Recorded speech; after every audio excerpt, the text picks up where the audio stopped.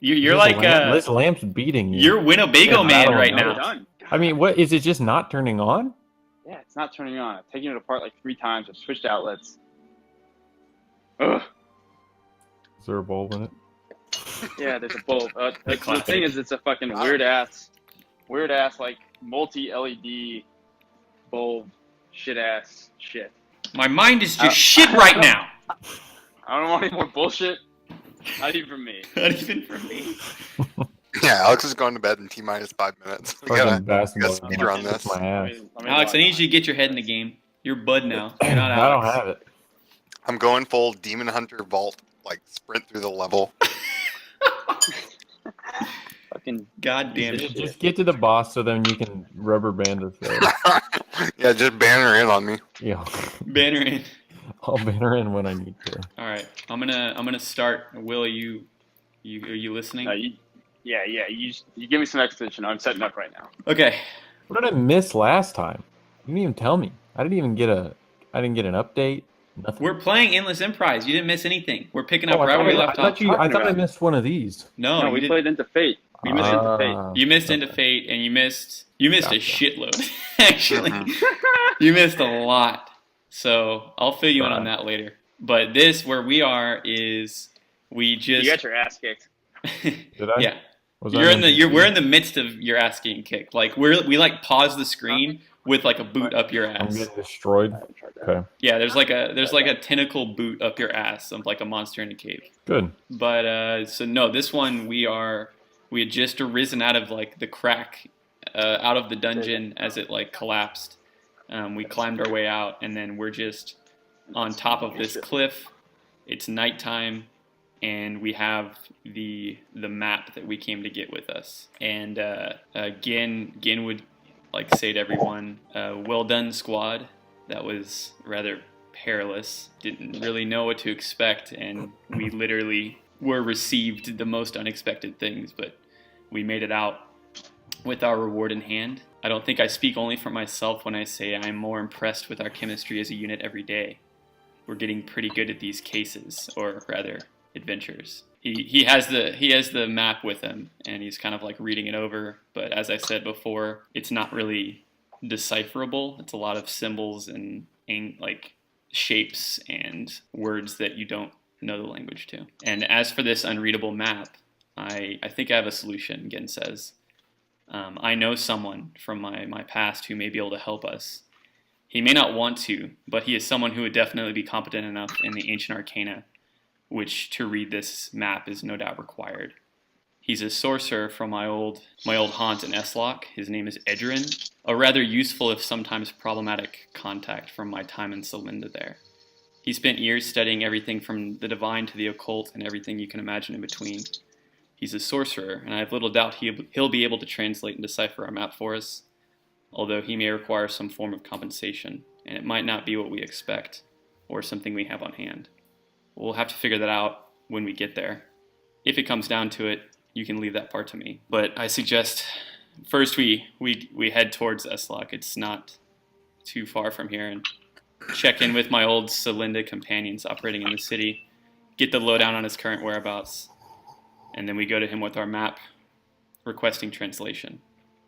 What do y'all think? And he's like referencing Celinda and some exposition that I guess y'all would know after traveling with Gin for a year. In his time in the Underdark, y'all knew he worked kind of as a private investigator and researcher for the great houses of the Dark Elves. But once he emerged in the surface world, he would have explained to y'all that he was drawn to Eslocke specifically due to some of his former Dark Elf companions mentioning it as somewhat of a haven for rogue drow, because it was a progressive city and more accepting than most of Dark Elves, which are hated on the surface world. So he traveled there, and he sought out any institutions which he might be able to best use his skill set. He discovered, or rather they discovered him, a special corps of the freelancers, which y'all would know about as the kind of like the group of the international like syndication of intelligence agents and spies and rogues and thieves and stuff. And there's a special corps within that based out of Eslocke called the Silenda, Silenda. And the sect of the freelancers specialized in detective work and investigations, which obviously was his interest. and specifically into paranormal occurrences, divine mysteries, and any and all manner of extra-dimensional shenanigans encountered throughout the realm, of which Eslocke was commonly an outlet or the source itself, based on the nature of what goes on in that city. So Gin worked with the Celinda for about a year before striking out on his own and eventually joining up with y'all. So that's kind of the backstory of what he's referencing when he says contacts in Eslocke, Celinda related. Sweet, I'm in. Darcy says, it sounds like you've got a better handle on this than I do. I certainly don't know the mainland as well as you guys, so whatever you guys think is best makes sense to me. But I'm down to chase that treasure. Yeah, we have to find out what this map if it even is a map, what exactly it's trying to tell us. And everybody can roll housekeeping out of here. Everybody can roll intelligence, kind of like experience within like the dungeon. So you're just about dead. This fucking shit that says in this map, one's destination is never a place. That's not true at all. We're going to Eslocke. It's a place. That's a destination. You have to think metaphorically. No, I'm not doing that. Well, okay, you might not be doing that. Oh, Darcy do. Did you see those words in like a Darcy'd probably be pretty into that. on a doily? Darcy's got like a poster that says Wanderlust on her like dorm room. Of course she does. Bed. She knows the destination is sometimes your own heart. No, so Darcy and an Aldrich, y'all, thinking back to everything you just experienced over the last, like, I don't know how many hours that took to get through that. It was at least like half the day, because y'all got in there at like dusk, and now it's like the middle of the night. So kind of reviewing everything that happened mentally, you both are like keenly aware of the moment whenever the gargoyle broke free of the frighten that it had, and it finally was able to move towards the group, and it like rushed down and slammed down on the dead basilisk that was like snared and like exploded his body and yelled, "Fuck you!" Y'all are distinctly remembering that, and you realize that you've never heard a gargoyle that can speak language. They're generally considered unthinking beasts. So you thinking back to that, "fuck you," it kind of doesn't add up. But I mean, that's Darcy, and this is kind of like one of those random thoughts that Darcy and Aldrich have thinking back to the experience, and then everything else is just kind of a wash. Well, I'd probably just say that. I think Darcy would say that out loud. She'd probably be like walking and kind of kicking dirt and be like, I've never had a gargoyle curse at me. In the moment, I was pretty into that gargoyle being really scared of me, and I thought it was pretty hilarious. So when he cursed at me, I thought it was really funny. But now that I'm thinking about it, it doesn't make a ton of sense that he was able to curse at me because I've never heard a gargoyle speak. I'm not saying I've met a ton of gargoyles, but from what I've read, I don't think they talk. Gin would be like, "Huh, I didn't think about that." And then he's like goes into like scientist mode, and he's like, "I should have taken a piece of his body whenever we were at the fire of its like body." That's kind of morbid. Yeah, it also would have been a little heavier given that we had to climb ourselves out of that hole. It only requires a small piece, but it's too bad. And then that gets Gin thinking on something he did retrieve from the dungeon. Whenever, Darcy, you were next to him, whenever y'all were fighting those skeletal kuo-toas swimming in the water, kind of like point blank, y'all are all like treading water and like shooting bells at it that it kept dodging somehow. The one that was right in front of y'all, you can remember, and Gin is pulling it out now. He gripped and ripped off a necklace of one of the kuo-toas and off of the kuo-toa's like neck, which was like people? Made of like bones. Yeah, these are like the fish people. And it wasn't like bones it had on it. It was a necklace made of bones, and it just so happened to be also skeletal. But he ripped that off because he like kind of recognized something within it. And at this point, he's pulling it out again because he's reminded. And he's looking at it, and he kind of showcases it around. It has a crescent shape on the end. It's made of bones, all except for one, like this like obsidian crescent-shaped like rock or some type of material. And Gin would explain it. He recognizes this because it's the same strange symbol. I mean, a crescent, it's not that strange, but it's the same symbol which Gin has on his left palm. And you can see, I mean, y'all would know this about him. He has two tattoos on his palms. One is a crescent, one is like a sun or like a circle. And he's never really understood why they're there, other than the fact that they appeared on his hands like as like tattoos that are permanent the day that he was gifted. And he would kind of go into this more now because y'all just found out who his patron was. It's Sire. And the day that Sire gifted him his sorcerer powers, or that's what he thinks. He honestly can't verify that's how he got his sorcerer powers. It's coincidence that the day that Sire became his patron, he also gained these innate magical powers, and that's also when these tattoos appeared on his hands. So this probably isn't a coincidence, I feel. Gin would say about the crescent on this Kuo-toa and the same symbol being on his hand. And this is the same symbol I've been searching after. So this is the connection that I would like to look into further. Wait, I've never encountered Kuo-toa. I'd want to find out more about them. So just to be clear, that symbol appeared when you pledged your allegiance to your patron, or when you discovered you were innately sorceress? Right. Well, it's a tale. It's a longer tale, perhaps for another day. But essentially, the day that I found out Sire was my patron, I was struck with a rather striking realization and a surge of, I can't explain other than a surge of power through my body. And in that moment, I realized I had innate powers beyond what I had studied as trying to become a warlock. And these tattoos appeared on my hands, on my palms. If they are tattoos. They're magical in nature, obviously, but I don't know. This is curious. This is why, I guess, subconsciously I recognized this symbol on the Kuo-toa's neck, and that's why I took it. But he would stow it back away and he's making mental notes on this. Fair enough. As we're walking, Darcy's like picking up flowers and putting them in Aldrich's beard. I'm going to look at you with my big beady eyes. I just smile at you. Your big bulbous And beard. kind of keep prancing around and putting flowers in your beard. Okay. I smile back after the initial glance. It was a playful, glare. That's what I figured. That's what Darcy figured, so she just kept doing it. Mm-hmm. We need to decide if we're going to travel to Eslocke on foot or perhaps try to stop by Shigar and then perhaps join up on a caravan to make it faster. I don't mind walking, but it'll be several days. If we get on a caravan, we can get there in about a day to get to Eslocke. And Shigar from here is like a half day's travel, as y'all learned whenever y'all went from Shigar to here the day before. What do y'all want to do?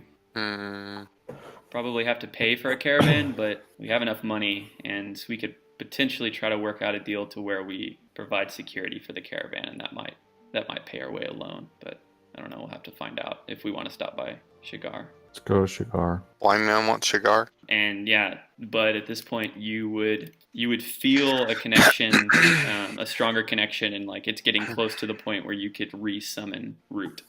Okay. But not quite. It would just be a couple more hours, probably daybreak. So yeah, if we're gonna go to Shigar, we could hire out a caravan. There's several going out of the city in all directions. Not unlike flights, we just go to the terminal and pick which one's heading towards Eslocke, and we would be able to get one easily. We can roll. I'd say roll persuasion checks to see if we can try to haggle working as security to protect the caravan on the way there. Oh, so we ran into a caravan. Sorry, that wasn't. Yeah. Yeah, I mean, I'm just going to say that, it wouldn't be difficult to find one going near Eslocke at least, and it'd just be a matter of convincing the driver. Yeah, turn advantage off, my dude. Yeah, he's got advantage on everything. Yeah, I mean, it doesn't matter. Let's just pick the first one. Darcy's a sweetheart. Everybody likes her. Okay, so what would you say to convince the caravan? It's just a merchant with a hat, and his name is Harburn. What race is he? It's a human. Hi, I'm Harburn the human. I'm Harburn Humanman. We'll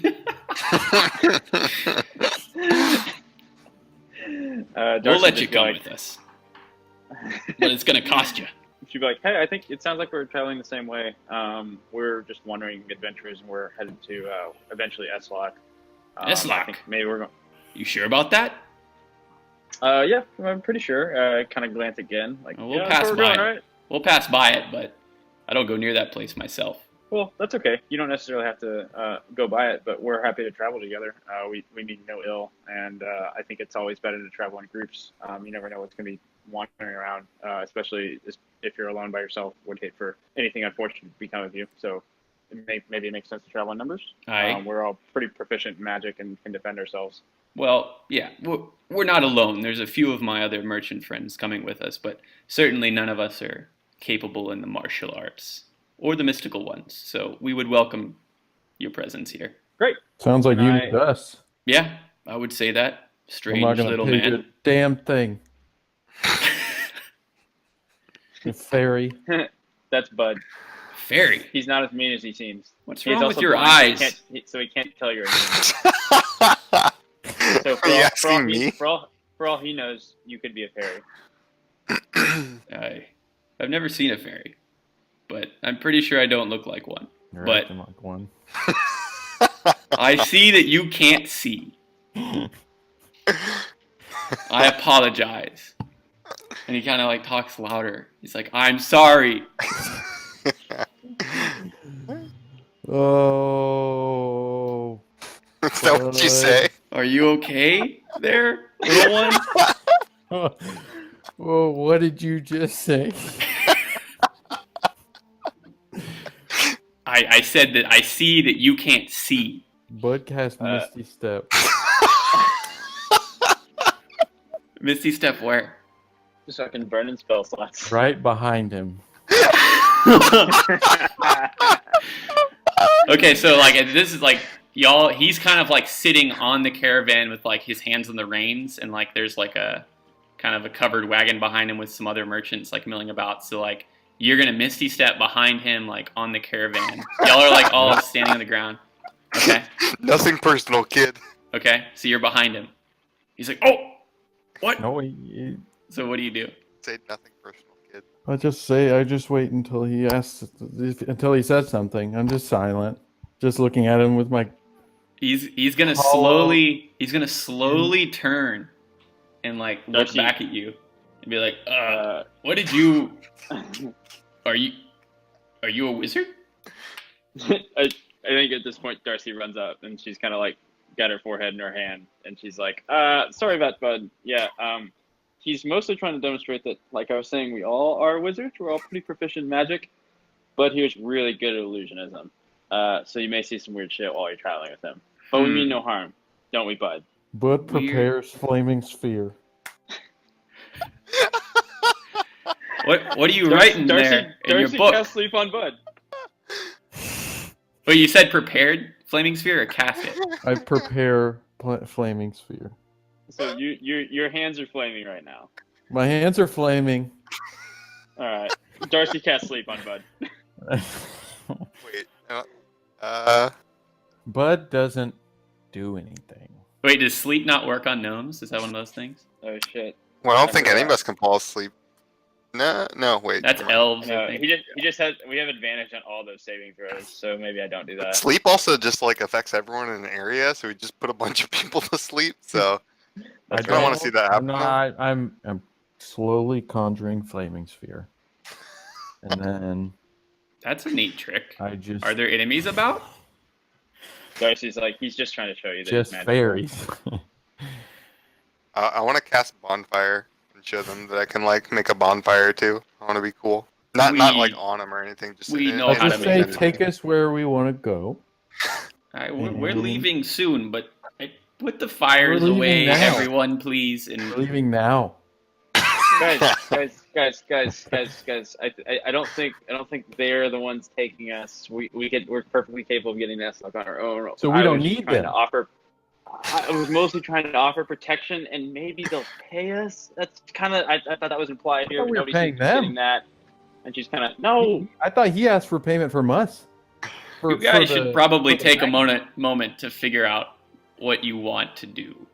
Darcy's Let's- just burying her face. I say Beginning to we think this is gather more around my trouble bonfire. than it's worth. We can find other people. This is a town of orcs. A town of orcs? You really want orcs protecting you? Are you a racist? I say, No, I just orcs No. smell bad. Darcy's Exactly. now lying down on her back and just is exasperated with her group. Orcs are quite powerful. Many of my best friends are orcs. yeah. Well, if they're What your are best you? friends, you must know that they smell bad, like Bud said. And Nah, it's, humans can get used to anything. Perhaps you little ones, you have more sensitive smell. I don't know what Well, to say. Bud here, I pat Bud on the back and I say he's got a very strong sense of smell. So he usually doesn't like to be around too many orcs, but we're good friends with orcs too, so we respect that. At this point, Gin would walk back from he was at the market square looking to buy some things. He walks back empty-handed and he would say, "So have we secured travel?" I couldn't find any of the potions within my price range back at the market. Ah, you. And they're being dunces. They're setting things on fire, and they're not listening to me. I'm just trying to make money by guarding people, and then they think that we need to travel with them, but they forgot that I set like a manticore head on fire with my hands. I don't really need to travel with them. I don't really know what to do because I'm kind of confused by the way they're behaving. And then she falls back on the ground.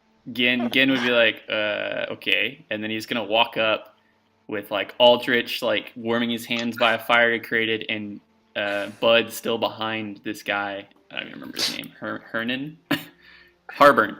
And Gin would say, "What's your name, sir?" "It's Harburn."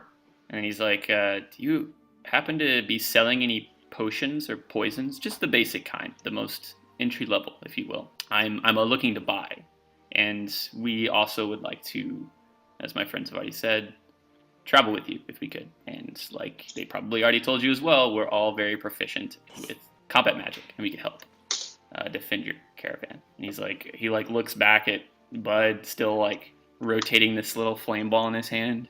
And he's like, "Yeah, I've got plenty of potions. I don't know about poisons, but we're gonna get going soon. So perhaps you and your friends would like to take your seats and perhaps put away the fires, as I've already said." "Yes, I agree," Gin would say.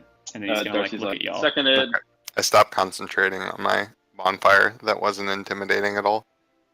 And as long as that flame sphere didn't get beyond like a couple of inches big, I won't make you waste a spell slot on it. Bud. It's a cantrip, right? Flaming Mrs. sphere? Step? Flaming sphere is a level 1. Oh, it is level 1? It's a level 2. That's a level 2. That's even Yeah, worse. that's a big gun. That's a big gun. Yeah, burn him. You burn both spell slots. We're walking. Do you have there's- spell I'm slots? walking. So there's plenty of time to rest. You didn't have any spell slots. Yeah, how are we not? Yeah, have a you probably spell didn't. by now. We haven't long We rested. gotta redo all of that. I definitely didn't have any second level spell slots left. I know that. I think we did a short rest because I regained a couple of. Getting back to Shikar would have been a short rest. We can like take turns theoretically long resting on the travel over on the caravan, but we haven't long rested, so we're still at the same health and spell depletion that we were at, other than one short rest, which I think we already did. So y'all probably already used your arcane recoveries. But it's down. I did. don't have arcane recovery anymore. I'm at full health though. Bud sits down next to him on his little carriage, little fairy carriage. All right, Harburn's like, "Yeah!" And the horses start going because everybody's in the caravan at this point. Okay. And yeah, it'd be like a day's travel, and we could theoretically take turns short resting. So that is one thing. Is like, so these are merchants. Gin, he went out to the market and he was looking for healing potions because he knows that kind of like our skill sets we don't have a lot of ways to heal. So he wants to go and buy potions.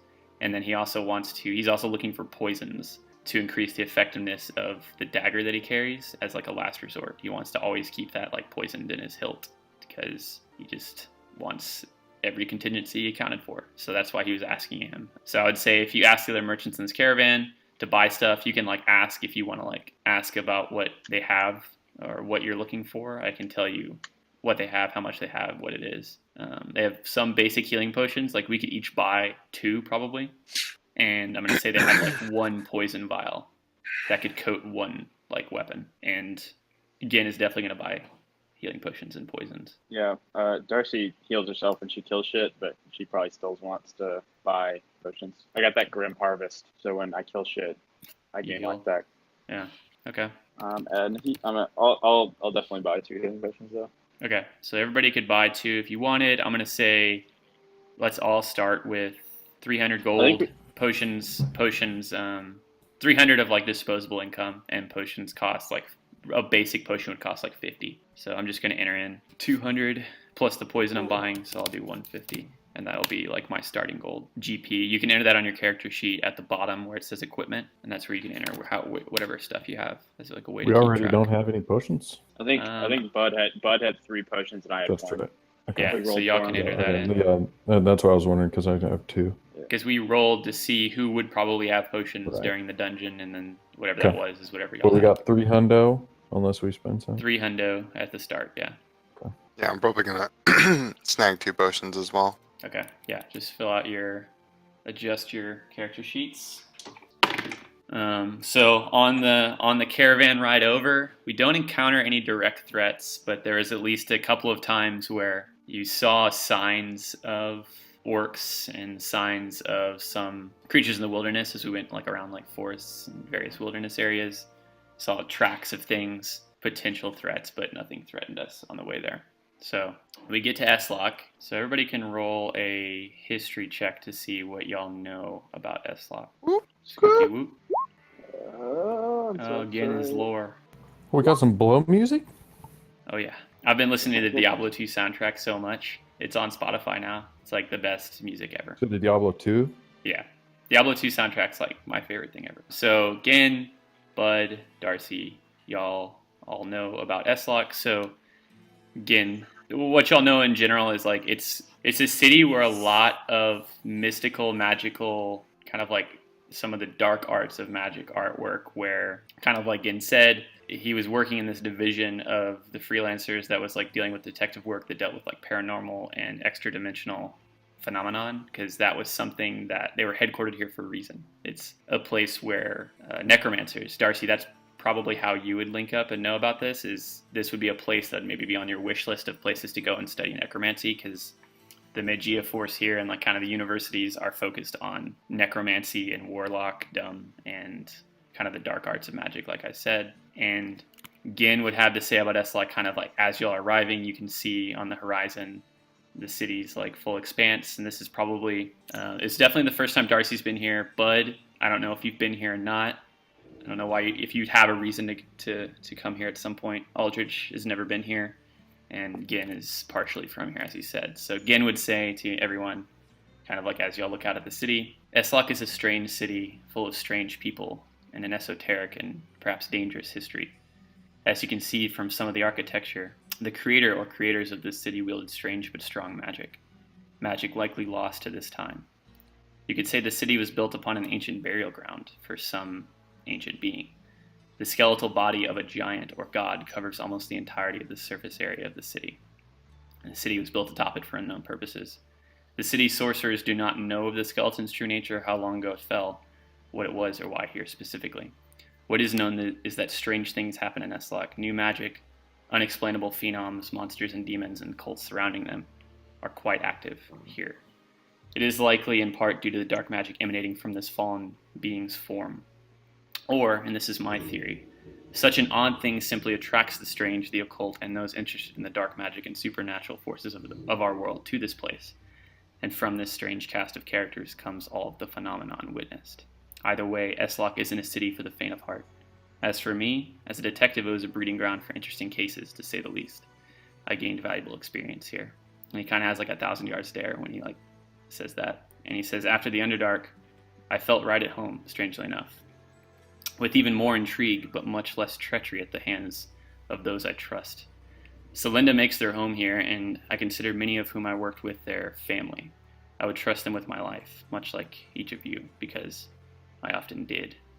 And at this point, y'all are like arriving at the gates, the grand doors of Eslocke. Kind of like these tall, like it's like a gate like any other city, but the doors are kind of ornately decorated, and they're opened, but not by any person or like mechanism that you can see. It appears that they're opened magically, and Gin would confirm that if you asked him, and he would say, each time anyone enters or exits this city, there are scribes who mark them down, chronicling their entrance into the city. And he would say there's far too much chaos coming from within and without the city, without this kind of security in place.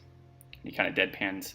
At least that's what Magia determined when they took the city's governance over a couple years ago. And then y'all would enter the city. This is what it looks like on the map. It's kind of like darkened. The architecture is pretty gothic, and you can see at least a couple of like what you would assume would be wizard or magic users' towers in the distance floating in the air. And yeah, you're greeted by a couple of wizards who kind of like allow you in. They don't really say anything to you. You're just kind of given free roam over the city. And Gin would say, I know the place I need to go in order to contact my Celinda brethren, but if there's anything that y'all want to do while we're here. And I would say at this point, we would have taken turns in the caravan full resting, so we're all back at 100. Long rest? Yeah, long rest. So you can adjust your character sheets accordingly. Long and rest? then You get all spell slots or half? long no, rest, you get everything. baby. Long rest is like saving the game at a safe point, like where everything's good. Darcy definitely she trusts Gen to go find like the meaning of the map himself. She definitely like wants to go like interact with the Magia here because it's like the one place that she feels like she can kind of like share her like arcane knowledge and like the knowledge for people, although discreetly, and potentially like learn some new stuff. And so she's maybe like going to like either like one of the academies here or a library to like see what she can learn. Okay. Yeah, I mean, Gin would say like I'm gonna go. We can go meet with my contacts at any point. I don't necessarily want to go alone, just because, like I said, I trust them. But there's a lot of other things in the city I absolutely don't trust, and we have time. We're not in a hurry necessarily. So whatever we wanted to do, such as you going to the academy, Darcy, we can do. It's now. It's probably night again. Yeah, it's night again because it took a full day to get here. So, but I mean, this is. Gin would say there's nothing here that closes. Night is actually day for most of the people in this place. Yeah, I think Darcy would say, like, yeah, if you guys are okay with maybe me checking out some of the stuff here, it's sort of one of the few places I can study on the mainland. My sort of core craft without being persecuted. So I'd like to talk to some of the guys here. Okay. If nobody else has any objections to that, Gin would lead you to one of the academies that he would recommend, where you could find out more about necromantic lore and all manner of like arcane knowledge. It's like a vast library. It's like the great library of Eslocke, although there are several, obviously. He would lead the way in, and I'd say depending on what your objective was here, like, do you want to talk to librarians? Do you want to talk to mages? Do you want to just like look at the like library and like look for tomes, or whatever you wanted to do? I think I would both be looking for tomes and also like speaking with some of the mages about just understanding their study of like how it is that they're sort of getting by in this world and how they're progressing their studies, as far as like what they're using, like what source material they're using and like things like that, and then probably spending some time in the library just like maybe looking for tomes to brush up on new spells and stuff like that. Okay. So what would you want to do first? There's various, so whenever you'd walk in, it's library, multiple stories, kind of same Gothic architecture. There's obviously a lot of shelves of books, various areas. You're well versed enough as a wizard in like using libraries you could find the sections, whatever section you wanted to find. And there's wizards everywhere. There's not necessarily a help desk, but it looks like there's some people that are more officially adorned with, you could tell they probably work there or are scribes or sages that it's their job to learn, versus people there like you who are looking for something. I'd probably go talk to one of the official people first. Okay. So I'd say you see someone nearby. It's a tall elf, wizard, or spellcaster of some kind that you could approach. And he's just sitting at a desk kind of writing. I guess she walks up to him. She's sort of enthusiastic, and she's like, hello, sorry to bother you, but I was maybe wondering if I could pick your brain about a few things. He looks up and he's like, hi, pick my brain. That's an interesting choice of words here, but yeah, what's your name? And you would extend his hand. Darcy shakes it, and she's like, my name's Darcy. Understand why you might think that's an interesting choice of words. I probably misspoke, but I'm mostly just, I guess I'm somewhat attuned to the necromantic arts, and I'm not from the mainland. In fact, I'm not from anywhere near the mainland, and it's rare that I meet other people here that are potentially interested in the same things I am. And I was just curious if maybe we could have a conversation about sort of the way things work in Eslocke, on how you guys study necromancy, and potentially maybe you could point me where I could start furthering my studies. Okay. And he would say, okay, yes, my name is Cineas, and it just so happens I am also a necromancer, wizard, such as yourself. And you can roll me a persuasion check as kind of you explained what you wanted. Damn it. I guess that's not horrible. Okay. Cineas would have to say about Eslocke. Eslocke is a place of both great learning opportunities and great and terrible falls from grace for wizards, spellcasters such as we.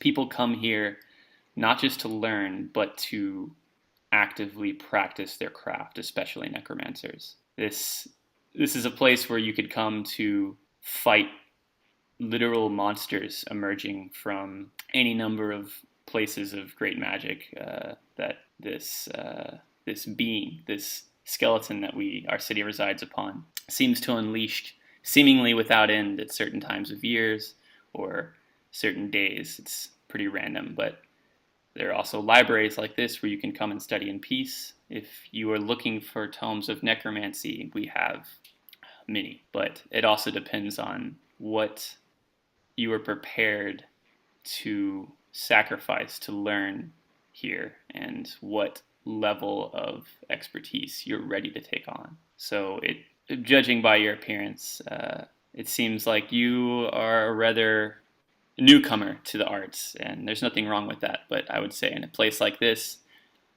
tread carefully. I don't think Darcy would react to that super well, because like just based on where she's from, she's like used to being around like immensely powerful necromancers. Right.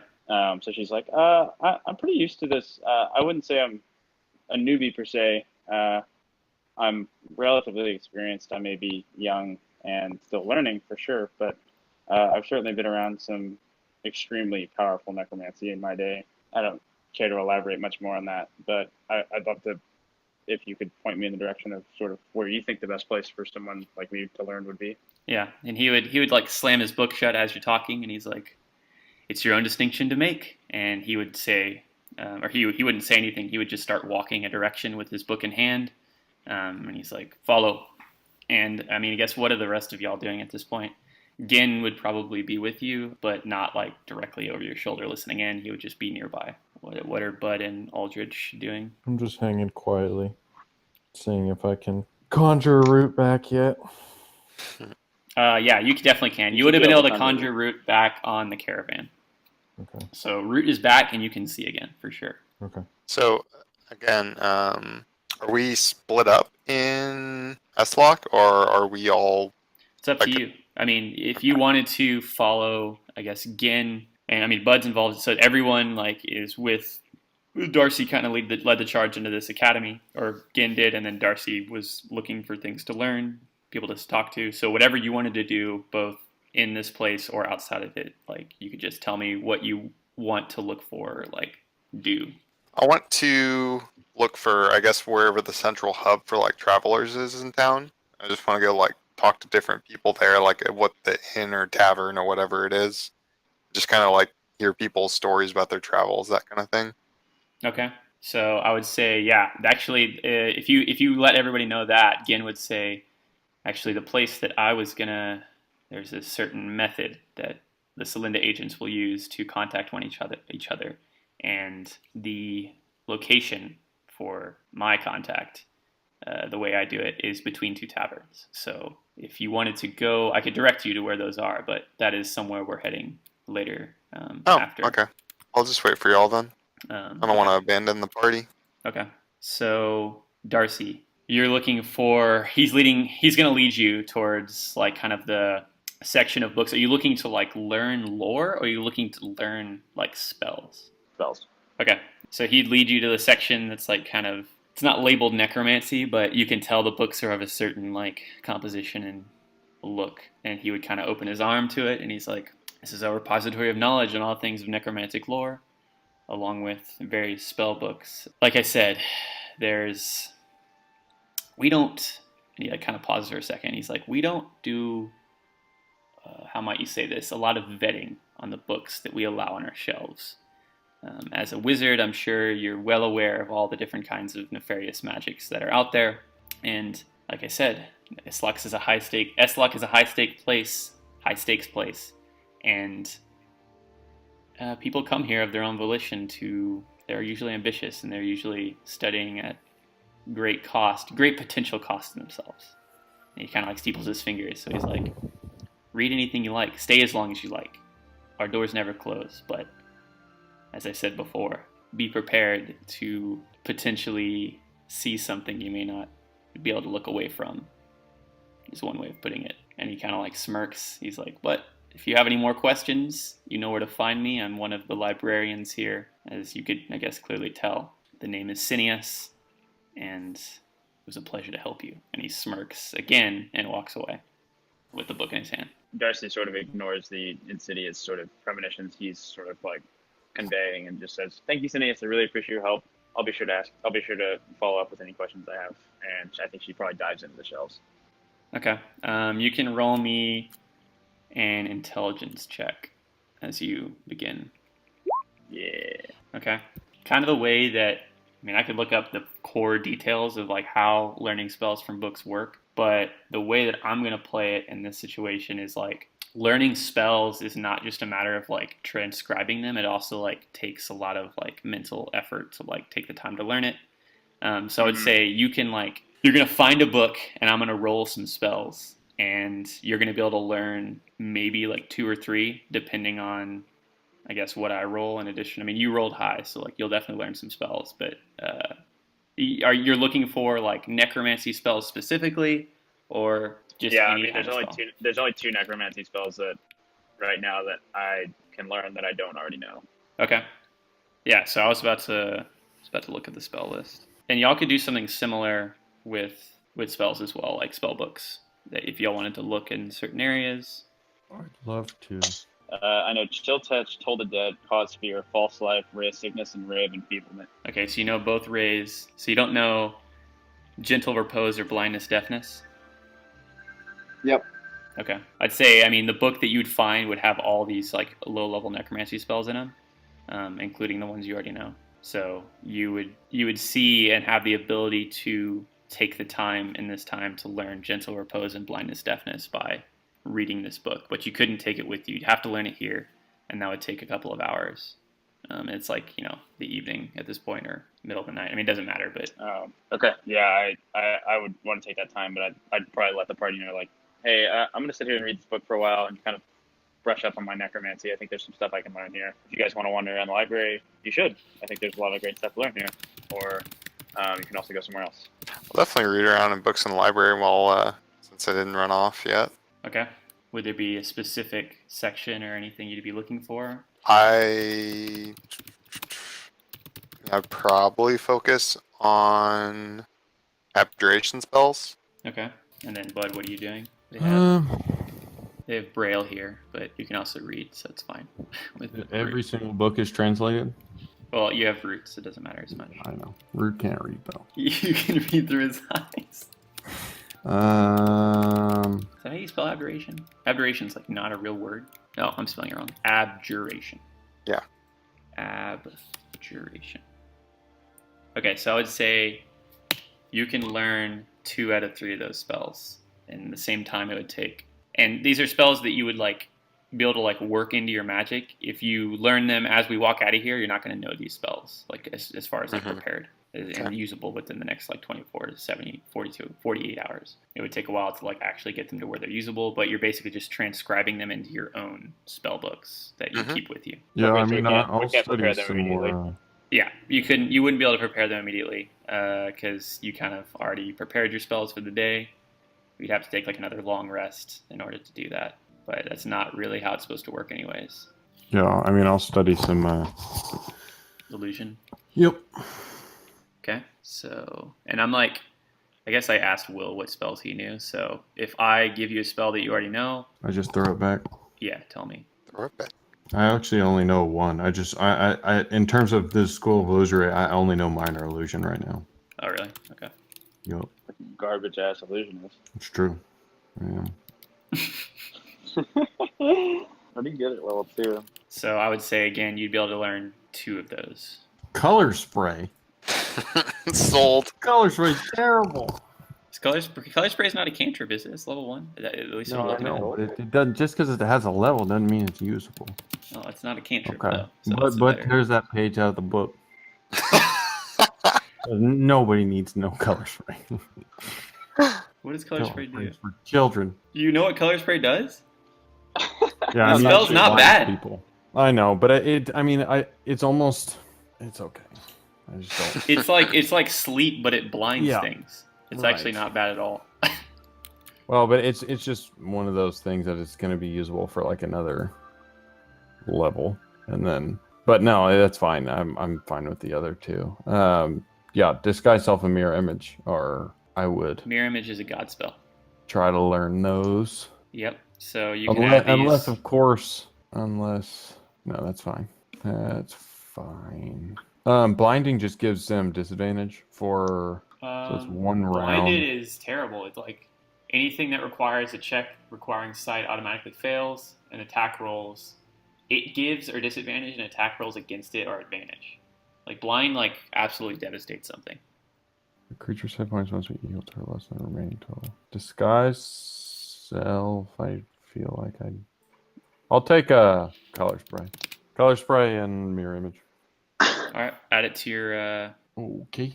spell book. Yeah, fucking mirror image is dope as fuck. Yeah, mirror image is like that's a spell that I definitely want again to I learn. won't learn that spell. Yeah, I'm probably gonna spend my next second level spells on illusion. I want to be able to turn invisible. I also want invisibility. I just want every dodge spell. Magic mouth. Okay. Can every wizard learn Misty Step? Yeah. Like just on based on like just is that just a regular old wizard spell? Yeah. Vanilla. I mean, it's Yeah. very, very helpful. Okay, let me see. So at this point, Gin would come back and like greet. I mean, I guess if y'all are all in the same area, he'd say in general, he's been researching the crescent on his hand and on the necklace, and he asked like 3 different mages, and he looked in the books on gods, deities, their symbols, and other random things that had been recommended by the mages, who none of them recognized it on sight. Like, because there's gods that have a crescent as their symbol, but this specific symbol and how it's like drawn, it's like differentiated from the others. So he actually says that he came up blank and like he couldn't find anything that showed this symbol. And his theory is that it has something to do with the gods that we saw. The gods that apparently Sire is one of. The other ones I did not recognize on the murals, but what? And like at this point, he would remember that one of you, I think it was Bud. Bud was able to read through root whenever we first entered the dungeon on the hexagon that like went down into like a pit. That you were able to read it, and you would have told the group that it said Salinda watches inside a gift from the Novus Divas. So Salinda perks his interest because that's literally what his like the sect of this freelancers that he used to work for, these like paranormal detectives, were called, and it was on this dungeon, so he was already in tune with that. And then it said inside a gift from the Novus Divas, and kind of like thinking, stroking his chin, he's like the murals, the prominent murals we saw, perhaps they're the Novus Divas, and this symbol is related to one or all of them, is my assumption. And that's valuable knowledge to know. But he like looks around this like library, and he's like, this is the greatest library in Eslocke, one of the most prominent repositories of the arcane, as far as I know, across the realm. How are there no books on this? And he's just like shaking his head, and he like puts the necklace back, and he's like, this is difficult. But I guess were y'all's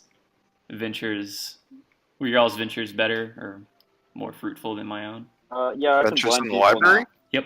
Yeah, know some good. So did you just roll like random spells? How did that work? Yeah. I found a thing that like was a better organizer of looking at all this, everything that would be available to y'all at level 3 for each school of magic. Is hideous laughter abjuration? I thought that was Yeah, those weren't. It wasn't all abjuration. There's only one. Oh, really? Oh, Yeah. Well, maybe the site's lying to me.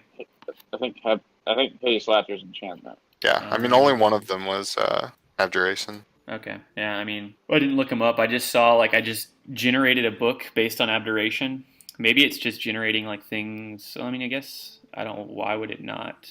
If I'm selecting the school's abjuration and then it generates your spell book and some of the spells aren't that, then what's the point of selecting abjuration? I don't know. Whatever. Gust of Wind's Conjuration, and it is Slatter's Enchantment. Alarm is Abjuration. Or, no, Gust of Wind's Evocation, sorry. Whatever. That's staying. I'm not going to go back and change that. You just so happen to find other spells in addition to what you looked at. Cool. I didn't actually make you roll an intelligence check either, so that's fine. We're spending enough time in this library while y'all could figure it out. Okay, so... When Gen asks that question, Darcy's like, I know Kung Fu. And she kind of walks away. Sweet. By the way, I'm taking Disguise Stealth instead. Last time I'm switching back. But I already made the change. Okay. So after a long rest, do we need to like prepare spells? Or do you only do you give us like an opportunity to like prepare spells I for would say like about to go into like a real fucking dungeon or something? I would say you're supposed to do it after a long rest. Okay. And again, like I'm not gonna like micromanage y'all and be like during combat you could like say, yeah, I had this spell prepared, and like I have no way of checking. I don't care. Just like prepare X amount of spells, however many you can, and I would do it within D&D Beyond. That's how I do it again. It works. And then just kind of select them, and then, right. Like for the most part, I'm not changing right? them. We took a long rest, and now we're just walking around a town. Like, do I have my whole spell book if I need something, or? It depends on the situation. Like, if there's a situation where we kind of have unlimited time and we're not in combat time, right. Like there's more leniency. But if it's combat, no. Like whatever you have prepared is law. Is kind of how I would play it. Okay. So Gin would say, if we're done here for now, we can always come back. But I have our business to attend to, and he would say it's, as I told Aldrich before, it's a use of magic out in between, in an alleyway between two of the prominent taverns near the center of town, where I will be able to contact my former partner within Celinda. So if y'all have all your stuff taken care of, yeah, good to go. Let's go find your guy. Actually, he's a lady, and then he like heads out. So we're traveling from like kind of the far end of town. I mean, on this map, it would be like the center of town would be like here in the center of the map, and the library we were just in was kind of like on the west side of the city. And you see Gin kind of like walk up to these two taverns. There's like this large kind of like prominent like alleyway in between them, and he kind of looks over his shoulder. Y'all follow him in. He crouches down, and you see him draw like a symbol, just like with his finger, on the stone of the alleyway in between these two taverns, where there's no windows or anything on this side of the tavern, so everything's like there's no one else there. It's middle of the night. Nobody can see him. It's really dark in this hallway, or in this alleyway, but then you see him draw this kind of like symbology on the ground, and you see it begin to glow blue, and it looks like it's like a glyph that y'all would recognize as magic users. And the name of the two taverns are Silken Sorrows and Nil's Edge. And, like almost instantly, you see around the corner, you see a woman walk out. And she seems to recognize Gin. And you see Gin smile, and he walks up to greet her. And if y'all look in the handouts for one of the characters, it's Laura. And slowly walks a woman out of the alleyway, kind of like around the corner, almost directly after Gin does this glyph in the ground. She has bluish gray skin, and she doesn't have pointed ears, which is odd because she kind of looks like an elf, but then she has kind of humanoid features as well. She wears light armor, and she carries a staff made of ice, and she does not have a wolf with her right now. And she kind of says to Gin, kind of like exchanging pleasantries. They like walk up and kind of like give forearm shake to each other. She's like, what are you doing back in Eslocke? And Gin would say, we're here to see Edrin. We were hoping to convince him to read a map my companions and I have found recently. And Laura kind of would like smirk and say, well, you're not going to believe this. And Gin gives her a strange look. After she says that to him, she says, well, maybe you will, but we've been investigating and inquiring with your man Edrin recently. And like Gin kind of like says under his breath, he's like, he's not my man. And she's like brushes that off and says, he happens to be the case I am on right now. And she begins to explain, Edrin recently moved the base of his experiments inside the skull. And you see, this gives Gin pause. And you would assume, using context clues and like knowing what the city looks like, the skull is kind of like the skull of the being that this town is built upon. And Laura continues, His tower now resides just above it. Our agent spoke to him about the move. He said it had something to do with the aura inside the skull. There seems to be an extraordinary abundance of extraplanar activity there. By his own words, a tremendous discovery was soon to be made, and he appears to have made it. And this skull is like on the far side of the town, on the east side. And she says, about 24 hours ago, otherworldly mist began to roll out from within his skull lab, enveloping the whole eastern block. 8 hours later, we got reports of missing people from within, people that lived in the residence in that area. No sounds, no warnings of any danger. Nothing anybody's seen yet. But City Watch went in, obviously, when it first appeared.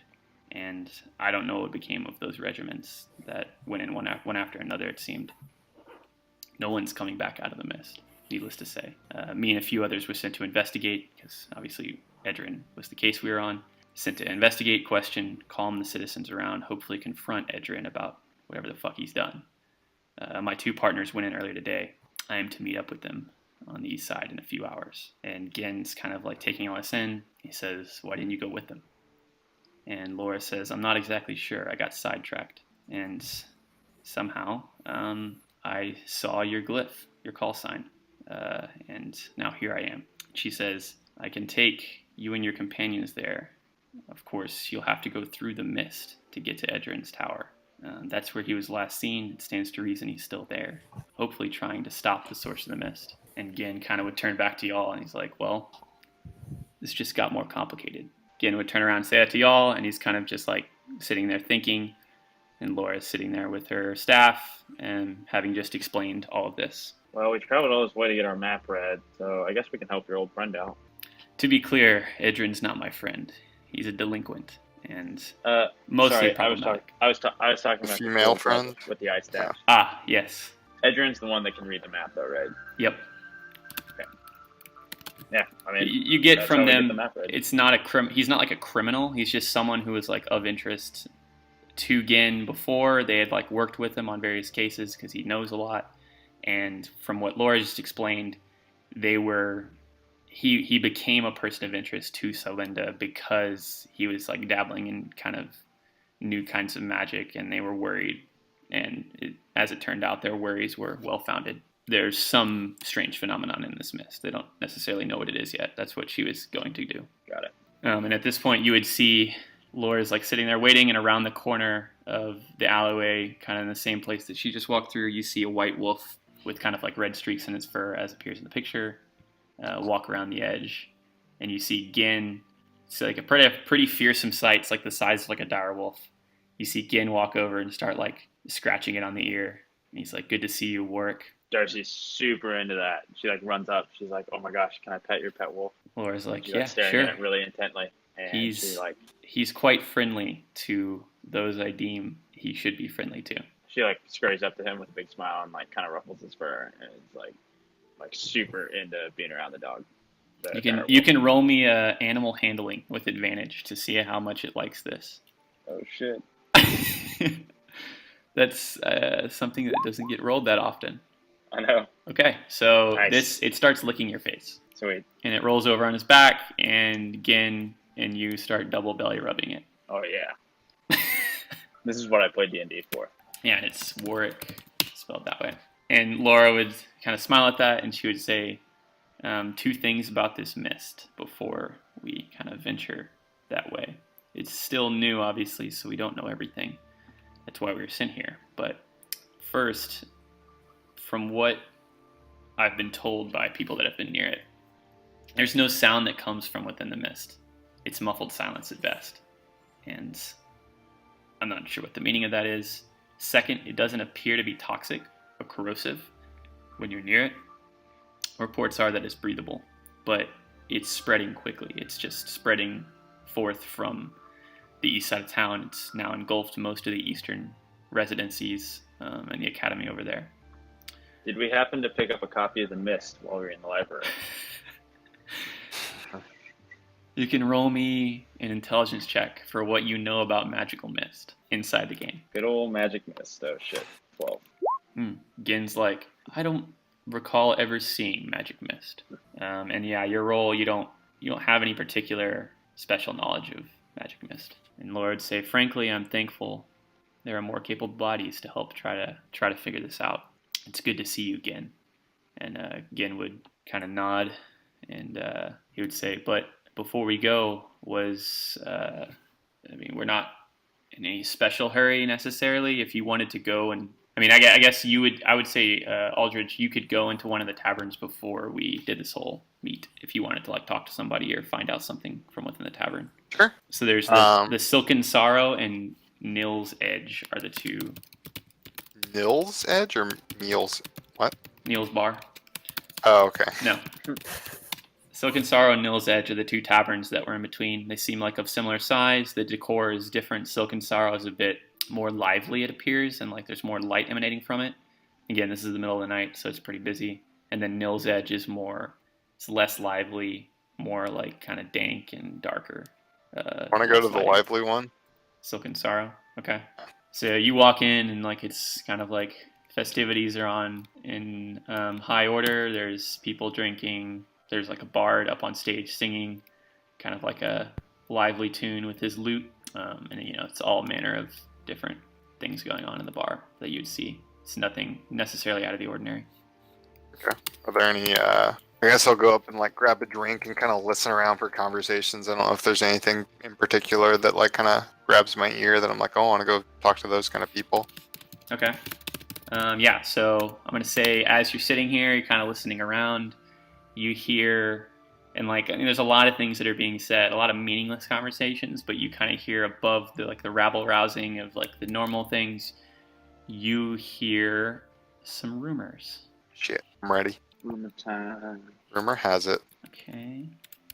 And these are 3 rumors that you hear from within the tavern. And these are and something you notice about this tavern is there's both commoners and like noble people and like what look like mages and necromancers, people with swords, martial weapons, like all kinds of people are in this city. And you kind of harkens back to what Gin said about it. It's like it's more of a progressive city. There's more drow are commonly accepted here. You'd see at least a couple drow in here. It's kind of like all walks of life are here because most of the people that are in Eslocke are there to, learn more about the world, learn more about magic. It's like kind of dominated by magic users, but in general, it's a very large city. It's like one of the larger cities that's not a capital within the realm. And you notice a lot of different types of people. And some of the conversations that would come up is like, about treasure, magic, adventuring of that nature. And these are 3 rumors that you would hear. Okay. I don't know, the Order of Infernal Cultists opening a magical portal, that sounds kind of interesting. Okay. You would see that emanated from the mouth of someone they are calling Hazeltine. And it's a dwarf. It looks like a cleric. He's like kind of telling stories about this. He's trying to like spook some younger folk, not kids, but kind of like young adventurers that are there listening to him about this cult of hellish, infernal folk that has opened a portal in the Hagmar Marsh. Hagmar Marsh is, within a radius of a couple miles from Eslocke. It's not like a large area. It's not well known. It's like not really known for anything. So he's kind of like picked that to tell this, what appears to be, from his vantage point, a very extravagantly told story that you wouldn't be able to verify it was true or not unless you maybe rolled an insight check to let you know his mind. You're taken in like the kiddos. Wow. Cool story. The Hellmouth is open over by Hagmar Marsh. And he uses that terminology. He says Hellmouth. And he kind of goes into the infernal cultists that have opened this magical portal. Infernal meaning the infernal plane, which you would know about. That's where Asmodeus is from. Nice. Asmodeus.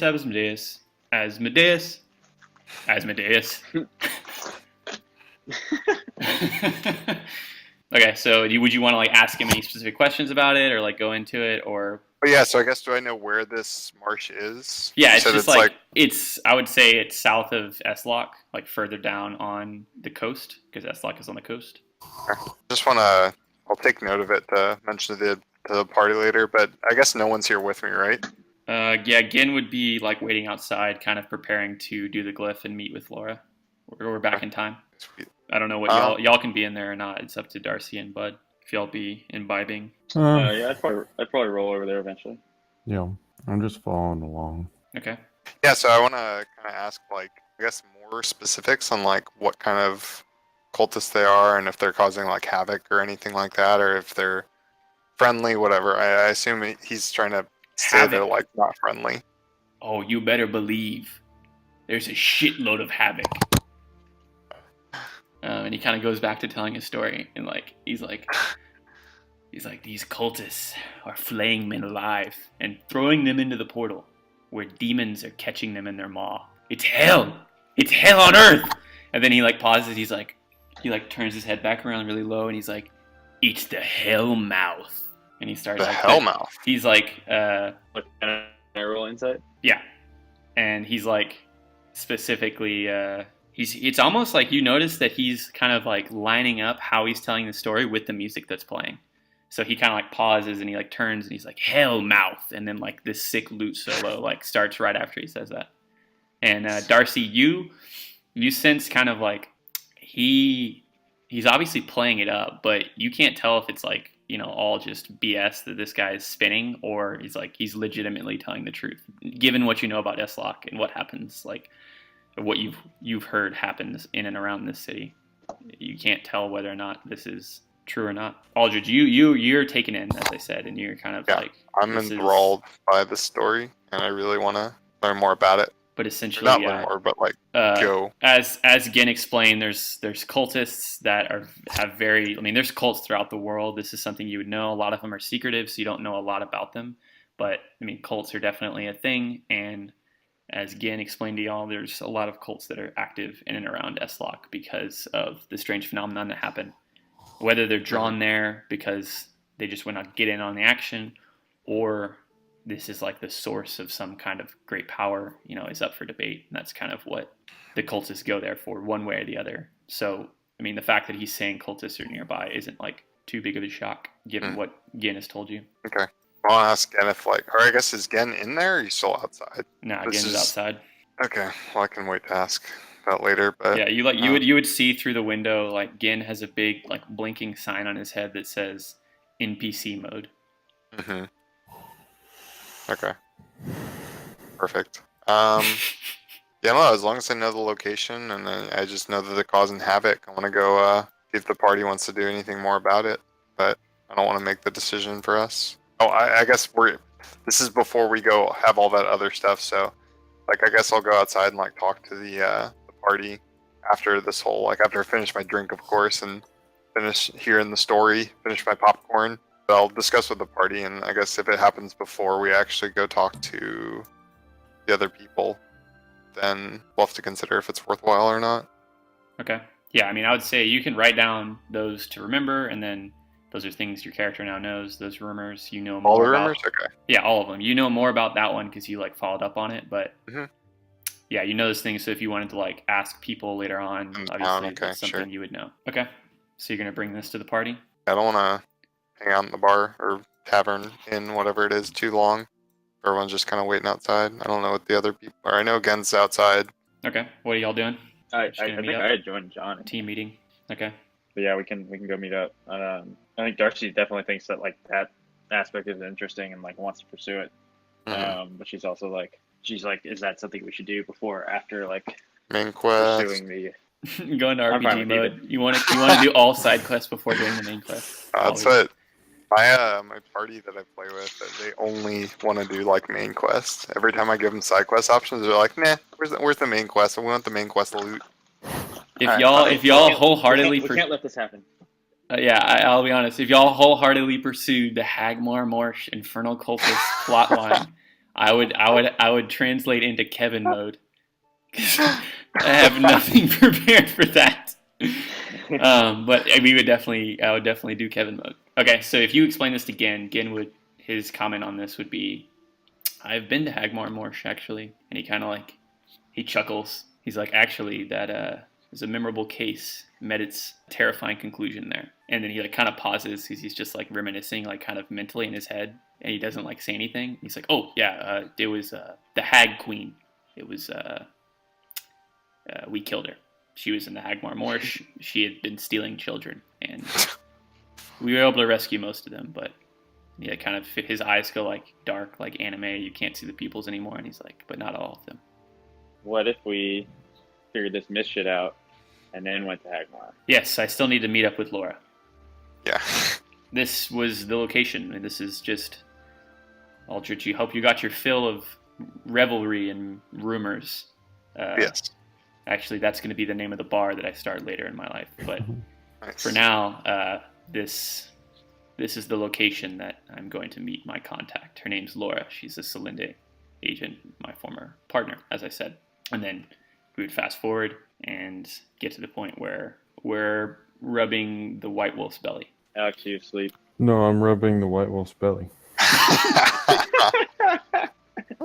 The wolf would like accept your belly rubs for a The second. wolf is bigger than I am. The wolf is much bigger than all the gnomes. Like y'all, all three all together. If you like if you put on a wolf suit, you'd be the same size. Charm the wolf and ride him? I mean, that's To the sunset? this is D&D, my dude. Where's his animal handle? What do you say? What is its level? What is the Bud's DC gonna you need to jump on his beat? back. You see the wolf? Bud's jumping. I mean, the wolf. So the wolf, as you're rubbing its belly, you see it sees Root on your shoulder, and it like gets up and it starts it puts on a serious wolf face and it starts sniffing at your astral owl. And like, I don't know what Root would do in this situation. You can tell me what Root would do. Root gets down onto the ground and just kind of passively hops slowly, like an owl hops, I'm picturing it right now. towards the wolf. hmm But he lets the wolf decide if it's going to come the last 20%. Ooh. The wolf saunters over, kind of keeping its nose low to the ground, and it's like still sniffing at the owl. And it kind of like it reaches its nose, its large like wolf nose, close enough to boop the owl's face, but it's gonna leave. It's gonna go 50%, and it's gonna make Root come the other 50 if it wants to complete the boop. Okay.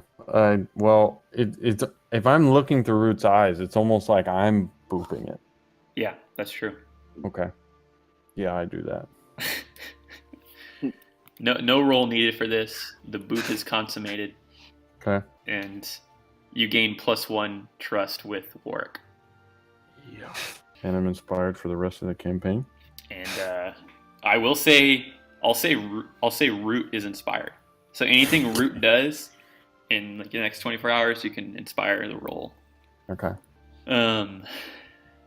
But yeah, you see, it's kind of changes his demeanor from like confused and looking, kind of trying to figure out what this owl is, to like smiling. And you notice in the boop, you don't like your body doesn't notice this, but through Root, you realize that like Root, this wolf is also from the astral plane, and it's not like a material plane actual wolf.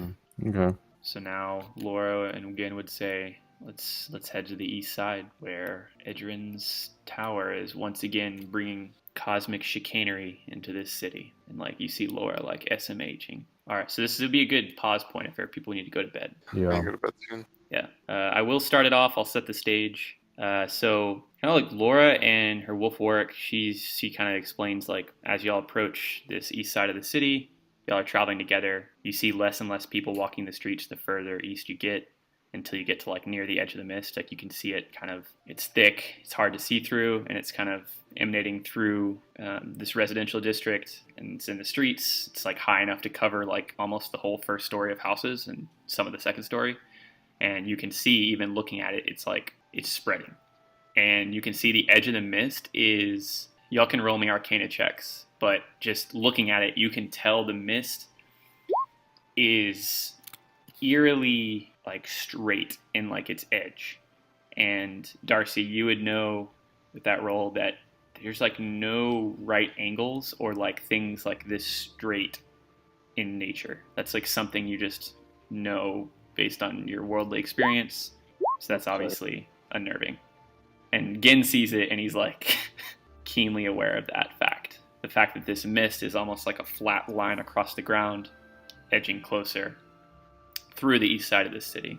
And Laura would kind of explain that she is going to split from y'all, and her and Warwick are gonna scout another part of the mist and like its coverage of the east side, and she's going to look for her partners. So she kind of like leaves y'all, and she explains that once y'all get into the area of outside of Edrin's tower. We'll meet up. I'll be there. I was supposed to meet my partners a couple minutes ago or half hour ago, so I'm gonna go to where our planned meeting point was. But as you can see, and like she kind of motions up, the skull, the massive skull, and the Edrin's like kind of castle fortress floating in the air above it is kind of like dead ahead. So y'all are staring at the mist, and then you would say a couple of like 10 to 12 blocks further east is where you can see the skull and Edrin's purported tower. So you see Laura kind of depart from y'all, and then I'll move y'all over to the map, and then we can hit the pause button. It's actually really cool. I set it up to where music starts whenever I go to places, and it's actually working. Can you guys hear me? Yeah. Yeah, we just see it's like half a house. Yep. And like so where the darkness starts is kind of like the edge of the mist, and yeah. So that's where y'all are, and if you click on your tokens, everything should be filled in, kind of like what I said, where if you look at bar 1, bar 2, bar 3, I set it to where it's speed, AC, HP, and that follows what's on your character sheet. So I found that to be really useful. All right. Nice. So we're in the Misty Streets. That's the name of this map. Y'all keep track of the spells you learned and those rumors. I have them written down as well. But All right, sounds good. I will see you dudes soon. all right, good night. Yeah. All right, night. No books.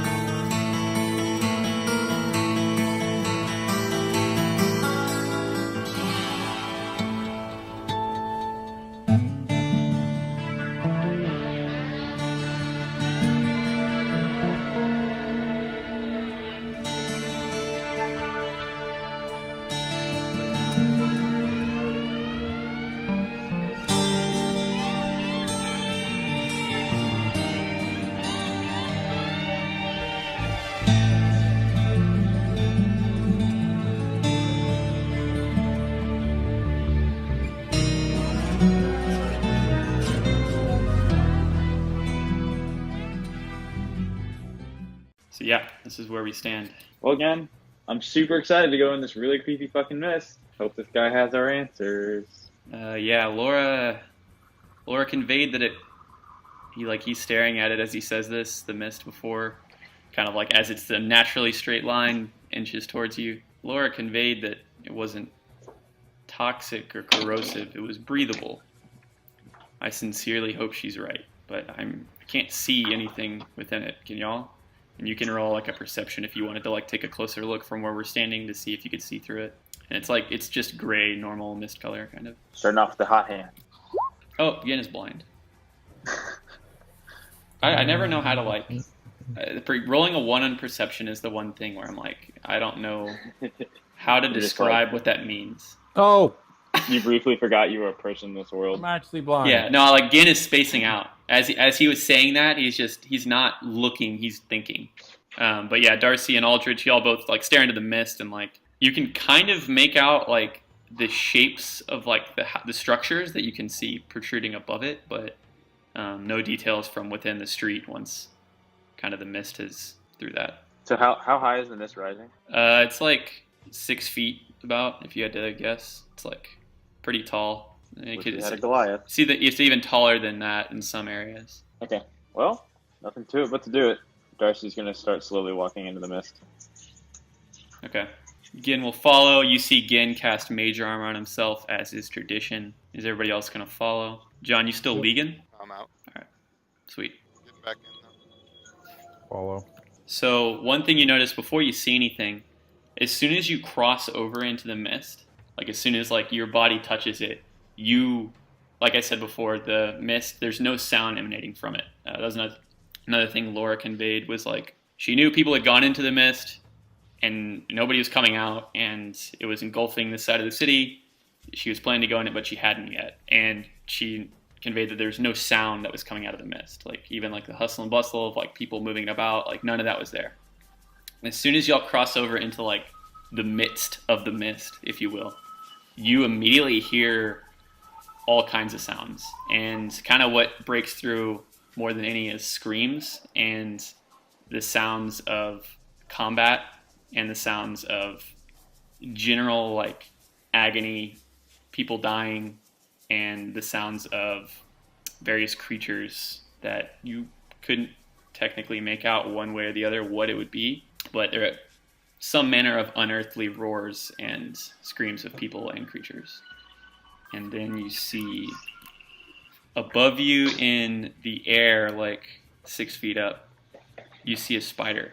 Oh, good. And you also see on the ground all around. And as soon as the spider kind of appears, it's like coming down seemingly from like a web. Like it's as if there's a web attached to like its abdomen, where spiders produce web, but it's like kind of just going into the sky. Like you had seen just above where the mist like had reached to, and the spider is like coming down from within it, and its back is to you, its abdomen, it's like upside down to where its abdomen's in the air. And it's moving its legs slowly, and you don't know if it's noticed you or anything, but as you stare up into that and then you stare down at the ground of the street, you do see bodies like all littered on the street of, like 3 to 4. And there's one here for effect, but there are multiple bodies in the ground below it. And yeah, this spider is black and it has a symbol, like kind of the Kobe symbol on its abdomen. And as I said, it's slowly moving its 8 legs. On the other side of it, it's facing, like the bottom of it is facing the other way. It's sitting there doing that, and it's kind of like right as this thing appeared and like you were able to see in the mist, the sounds have kind of like stopped. They were only there for a moment. You heard like a lot of sounds all at once, and then it kind of went silent again. And it's large. It's like the size of a gnome. I cast Firebolt at its web. Well, you can't really see a web. Okay, I cast Firebolt at it. At it? Yep. Okay. As you focus and aim at it, roll me a wisdom saving throw. And so does Aldridge, actually, if that's how we're stacked up. Alex, going by the die rolls again? You gotta just put your stats in your character sheet. Living and dying by the die roll. I don't know what that roll is. That's it. That's the one you asked for. Okay. The wisdom saving throw. And this is my attack roll. And both fail. So I would say, like, you kind of like Aldridge, like you stare at this spider sitting there, and like you notice, and Bud, you do too, but Aldrich, you're more coherent as you do this, that its abdomen, where this little red symbol is, begins to open, kind of like a slit upside, like up and down, and it opens and it appears to be like an eye in its abdomen, and it's like a purplish glowing color, and you see the eye begins to spiral. And you have, Aldrich, you have like a moment where there's like a weird, like almost like a headache for like 1 second in your mind, and then it just like switches off, and you can just stare at this like spiraling opening, and it looks like an eye, but you can't. I mean, you've never seen anything like this, and it's opening in its abdomen. But on the other hand, you see the same thing, but you're transfixed in such a way that like everywhere around you, like the mist has now like engulfed your entire form, and you see kind of like you're reaching out your hand, you were reaching your hand up, and like fire began to form at it, but it's kind of just like frozen in place as you stare into this, and you begin to see like the mist around you kind of roil, and you find yourself unable to like look away or move for the moment. Good. And Darcy and Aldridge, y'all would both notice that the spider, its legs stop moving. So its legs were kind of like, and if you rolled a perception, you might be able to get a better look. But its legs were like moving ever since we walked up, but now its legs have stopped moving. And both y'all can see that it's like holding something, kind of like spiders do. That maybe it's prey, or it's about the size of a little bit smaller than it. Do we know what this thing is? Do we have any like knowledge of it? You could roll a nature. It's like it fits the parameters of a giant spider, but as far as like what just happened with the opening in its butt/abdomen, no, you don't know the details of that. Gin would begin to like raise his hand as if he's preparing a spell, kind of unsure of what to do. I think like Darcy's seen enough, and she's pretty disturbed by the bodies, and she's gonna like sign again, like hex this thing and let's start tolling. Gin would kind of nod imperceptibly, and imperceptibly, so I don't perceive it. Well, you see us raise his hand, and he raises his left hand, and you see like that's like the one that usually casts hex, and his right hand is forward. And while he's doing this, Bud, you kind of see this in slow motion, and as I said before, like the mist is like kind of rolling around you, and then you see the mist kind of like dispel all around you, and what you see as far as like the eye can see is kind of like this. It looks like a desert, and the night sky is above it, but all along the desert and in the distance, you see figures like marching towards you, and some of them you recognize like as like spiders similar to this one, like kind of marching in the sand. You see snakes the size of men. You see creatures you can't fully describe that look humanoid, but have features that you've never seen before. And it's like kind of this marching horde of creatures in the dark upon the sand. And in the distance, above the stars, you see pyramids, but they're both pyramids in the sand in the distance, kind of like you've seen in like the central and western regions of the world, like at least in books and drawings. I'm not sure how far you ventured. There's pyramids in the ground on the sand, and there's also pyramids like in the sky above them. And kind of like this massive figure dominating the whole spectacle behind the marching hordes and before the pyramids is this robed figure, kind of the size of Godzilla. He's like huge. He's almost as tall as the pyramids. And you're sitting here seeing this, and you see the spider. We all see the spider now. Everybody else doesn't see any of this. It's only Bud. And then we all see the spider drop what it's holding, and it is something about the size of a gnome or a little bit smaller, wrapped in webbing, and it falls and splatters onto the ground in a green like ooze. And then you see the spider like release itself from however it was keeping itself up, land on the ground, and everybody roll initiative. Man, I feel like we should have had a surprise around here. Well, it was well aware of your presence. Shit. You see the spider, it steps forward for like one step, and then you see it like shift and just like it Goku instant transmission, kind of like you don't see it there anymore. And then Darcy, you kind of see it above you leaping from atop this building, and it is going to attack you. And y'all can roll an intelligence check to see what that meant. Intelligence, you said? Yeah. I gotta get my dice out. I don't even have them out. Jesus. I'm getting fucked. What's going on over there? Fucking No idea. It's because you don't have it in your character sheet, man. Oh no! Paying you back.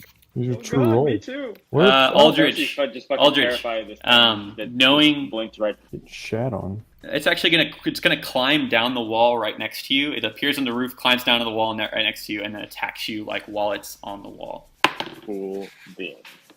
And it's doesn't even get close to hitting you. You see it like reach its like giant hairy legs out, and it just kind of comes up short as it's like sitting there. And then you see that, the only other thing you see is like as it climbed down the ceiling, the roof of the building and came down on the side, it kind of left this bluish, purplish webbing in its wake. And you also see webbing where it like left off, like right there. So I'll put like a status thing there. Then it's Gin's turn.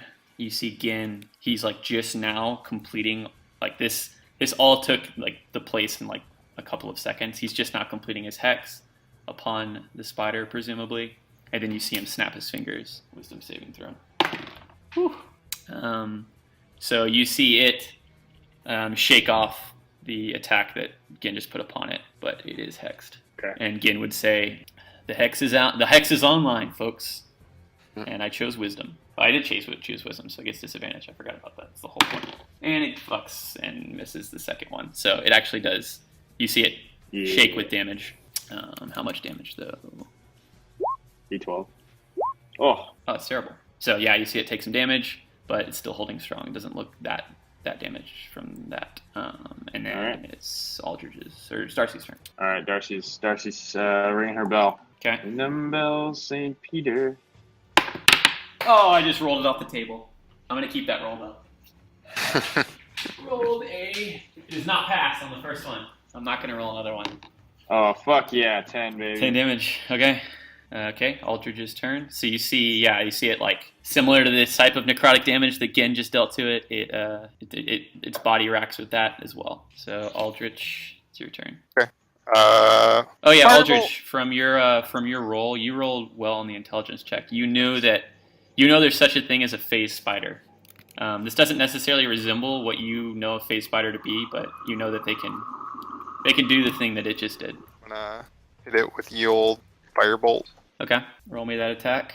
Okay, that narrowly does hit. As Darcy ducks out of the way, little ember hits it in the face. And Bud, at the beginning of your turn, so like you still see. Well, you don't see the spider anymore, but that purplish eye that kind of like transfixed you into this state where you're now having this like vision experience. That eye is still floating in the air, and you're still staring at it. You still see the march of these creatures, and like these creatures are now.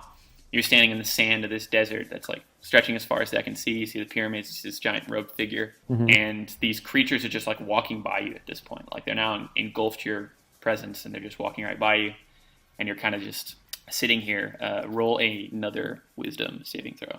Okay, so right as this robed like figure, it's like raising both of its arms, which are just kind of made of this like they're like basically like silhouettes of hands, just stark darkness from within the robe. You see kind of like stars and other cosmic phenomenon in the sky above start to twinkle and blink and get to the point where it's like almost blinding, and then you're able to blink your eyes and you're back where you thought you were in the street with the mist. The spider's gone, and you see all three of us facing towards this house where this giant spider is on the side of it, and we're all kind of aiming our finger guns at it, if you will. So you could Do I take still action. see the eye? The eye is not there, no.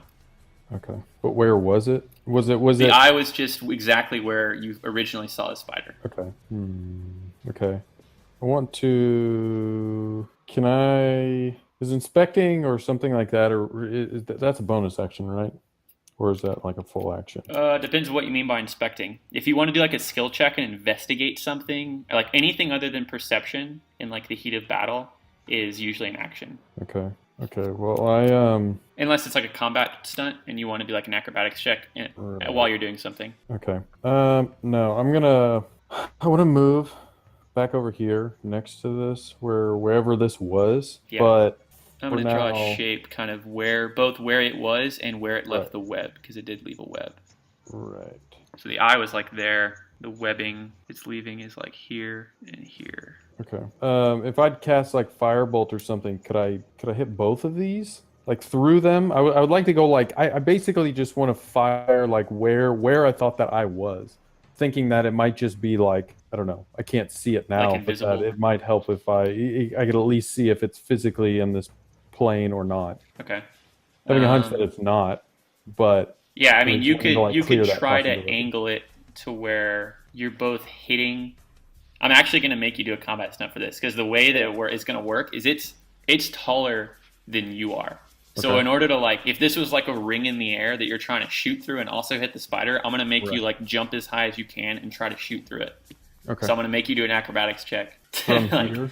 yeah, that would be like the line of sight you would need. Okay. Okay, so I'd say that the first one's your acrobatics check, so you're able to Jordan this. And I guess what is Root doing? Is Root just like flying in the air, kind of inspecting the scene from above?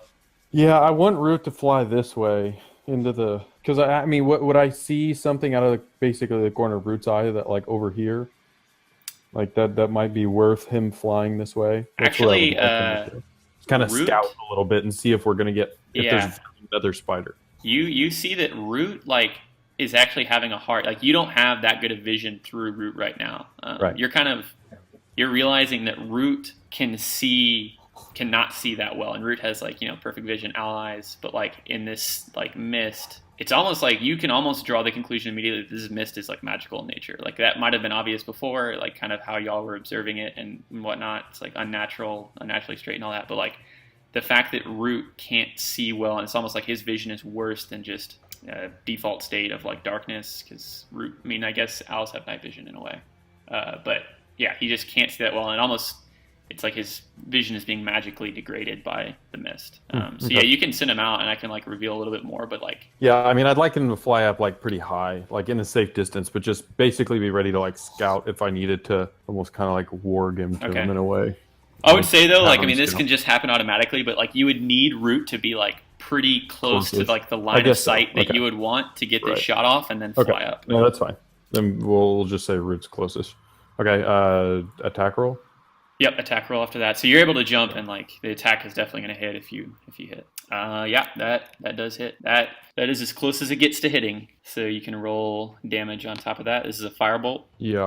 All right, so you see fire strike you once again in the same manner that Aldrich just did, and this thing it's bleeding out of several wounds now, necrotic and fire based. So you see it now. Well, a couple things happen at the top of the round. Darcy, just passive perception. You notice this body over here, which is like kind of surrounded by like a small pool of blood. You see it just start to move and get like dragged into the mist slowly. And Aldrich, actually everyone can roll a perception check, because you also hear something at the same time. And the spider you're going to see shift off of this wall again, and it appears over here kind of right directly behind you, Aldrich. And you also notice that the ground at your feet has become sticky, both Darcy and Aldrich. You see like kind of nearly invisible webbing now at your feet. So did nothing happened when I shot through? Yeah, so whenever you shot through it, yeah, where you thought it was, yeah, there was no discernible change, no resistance, yeah, from what you could tell. How do I draw this? Yep. So I'm going to say y'all are now on difficult terrain, so you'd have to spend twice the movement to get out of this webbing. And the spider's also going to attack you, Aldrich. Like you kind of have like an anime moment where like you're like looking at it, and then the screen goes black, and you see it like transmission behind you, and then your like eyes dart, and you're like, what? Nani? And what is your AC? Right now it is 12. Okay. Yeah, this thing digs its two fangs into your back pretty cleanly. I might use the reaction thing. Okay. Before damage. Yeah. What is It would go to 17. Okay. Yeah, it still hits. Okay. Well, I'm still gonna do it. Yeah. I mean, I would make you, because you just said you were gonna do it. Yeah. Okay, so you use this shield, and its clean strike like breaks through this magical barrier, and you still feel the fangs upon you, and it's almost like they go in harder almost because it had to use that much force to get through. I already rolled damage. You're gonna take 9 damage from this. Okay. And you roll a Constitution saving throw as well. And then from those perception rolls, Gin will roll as well. Constitution. Oh boy. Oh Oh no. no. You feel like waves of pain roll through your body, and it's not necessarily from like the puncture wounds of the fangs themselves. So you're gonna take, oh boy, damn, that's like fucking ridiculous damage. You're gonna take 10 damage from poison as well. Are you dead, John? Not yet. No. Damn, you got help. You got more health than I do. Well, let's see how much. So I got 2 times 3 plus my intelligence modifier. So that's 8. So I only took 1 damage from the initial attack. So I'm at 9. Okay. So yeah, you feel the pain of that in multiple ways, and you kind of Darcy, you see this is happening on Aldrich's back because this thing got behind him. It didn't really get any advantage. Like Aldrich is still like aware of what was happening, but these fangs are going in his back. You see Aldrich like kind of like his eyes go wide, and a little bit of blood comes out of his mouth, and you see the blood is already almost like thicker and strange for what blood should look like. And yeah, so the perception rolls. Bud, I mean, I would say Bud would hear this regardless. Aldrich, again, y'all begin to, from over here where the body got dragged away, you hear whispers kind of like from within the mist. Like it's been silent after you heard the screams initially, after you entered the mist. The moves of the spider have been full audible. And then you do hear whispers sourcing from over here, from within the mist. And you see Gin like turn, and he is going to, he's going to snap his fingers once more. Whew, this thing does not resist this at all. It's going to take the full brunt. You do see that it's on like, it's now retreated a little bit from Aldrich's back, and it's ragged, and like there's still necrotic wounds that kind of like sloughing off of its spider skin and burn marks. So yeah, a little bit more pain racks through its body, and it is looking very, very haggard at this point. It's like down to its hind legs, or its like front legs are kind of hit the ground and are not moving. And Darcy, it would be your turn. All right. So I'm gonna expend. So just to move out of the square, is that an additional 5 movement? Yeah. So it's like 10. It's basically 10 to move. 10 to get out. Yeah. You take like jar your feet loose from the sticky substance. Okay. All right. I'm gonna move over here next to Bud, and I'm gonna toll the dead. Okay. It's gonna roll, and that at disadvantage is doing work.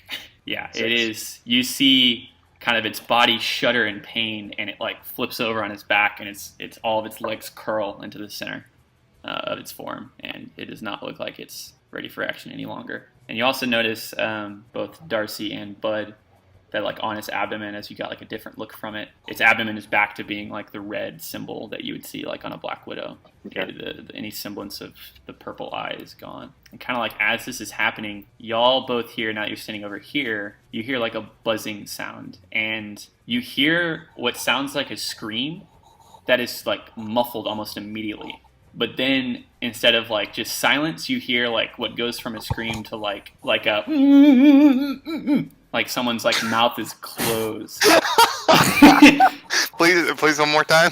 Yeah, it's never happening again. Okay, I gotta get John, if you could stop breaking my immersion by mocking the DM, I would appreciate that. No, my mic broke up and I couldn't hear, or his mic broke up. I couldn't hear what it was. Wait, really? Yeah. Don't lie to me, John. No, no, here it is. So you could, if y'all both reacted to this and turned around, you see what looks like a dragonfly, but it's the size of like a dog, and it's flying in the air. You hear like a really loud buzzing, and you see it's buzzing, and its tail is arched around and like connected to this guy's like face, and then it like releases, and you see this guy. He's like waving his arms. He's bleeding from like multiple wounds in his face, and he's like, his back is to you. He's stumbling your way, and then he turns, and you see his eyes wide. They're both like bleeding. Like I said, there's multiple wounds in his face. And Darcy and Bud, like you both see this guy's like mouth. There's like blood streaming from it, and it looks like it's been like sewn shut. And you see this buzzing, huge dragonfly-like creature begin to fly towards you. And Gin and Aldrich, y'all continue to hear the whispers. And if you directed your attention like over there, like you could roll a perception check. I mean, it'd really only be Darcy and Aldrich actually. But I'm going to say Darcy's more concerned with this, so she's not going to get a perception roll on what's happening over here. Yeah. So you continue to hear faint whispers, and you don't really see anything. It's still very like misty. Like everything is opaque outside of like, you know, what is revealed by fog of war. But I'm going to say this thing is now in the turn order. Can I use a reaction? Like a reaction to say something, or a reaction to like use a spell? Say something. Yeah, you could say something. I'm just gonna shout again. Again, we have another monster over here. Can you move your hex, please? Okay. I'm pointing at this suture fly thing. Oh, can you see the name? Yeah, I was meaning to. Sorry, I meant to tell you. I can see phase spider and suture fly. Oh wow. Okay, that's not supposed to be working.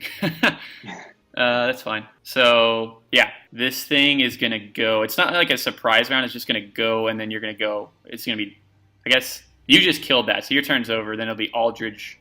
It'll be Aldrich next after this thing goes. So this thing is gonna do something. So yeah, this thing is darting around at like a ridiculous speed. Like I said, it resembles a dragonfly. It has large, like purplish, orangish wings, and on its tail is like, it looks like a pincer kind of. But it looks like it's leaving like kind of threads in its wake, and Yeah, it's like close enough now where you can clearly see all this. And it is going to attack. And it's going to attack you, Darcy. And what is your AC? 12. Ooh, it comes towards you with its tail, like right in, like near your face, and you're able to resist it for the most part. Like you almost like you catch its like the end of its tail, but then its tail still reaches your mouth narrowly. Oh God. I don't know how to decide this. Okay, so it's just so you feel like these pincers and this like suture fly's tail connect with your mouth, and it like you feel like this terrible pain in your mouth, and it begins to like sew your mouth shut. And That's it like good. it gets most of the way through the job. You take 1 damage, but your mouth is now like closed Okay, temporarily. so I can't use verbal. Yeah. Okay. Wait, so hey, in the components, does V mean vision or verbal? V means verbal. Okay. And S means sight. S means somatic, which means you have to move your arms and like kind of move your body with it. And then M is materials. Sight actually isn't one of them because I think it's kind of implicit. Okay. Well, it's a good thing every single one of my spells requires a verbal component. Yeah, so you take 1 damage from that. Again, you could roll me a nature to see what this is, but Wait, so I don't get a chance to resist that at all? it hit on his attack, barely. Fuck. Okay. And then Aldridge would be your turn. Okay. Yep. Is the dragonfly like flying, or Yeah, is it's it on the other flying. side of It's like Darcy? I don't know it if I lowered can hit its. it easily.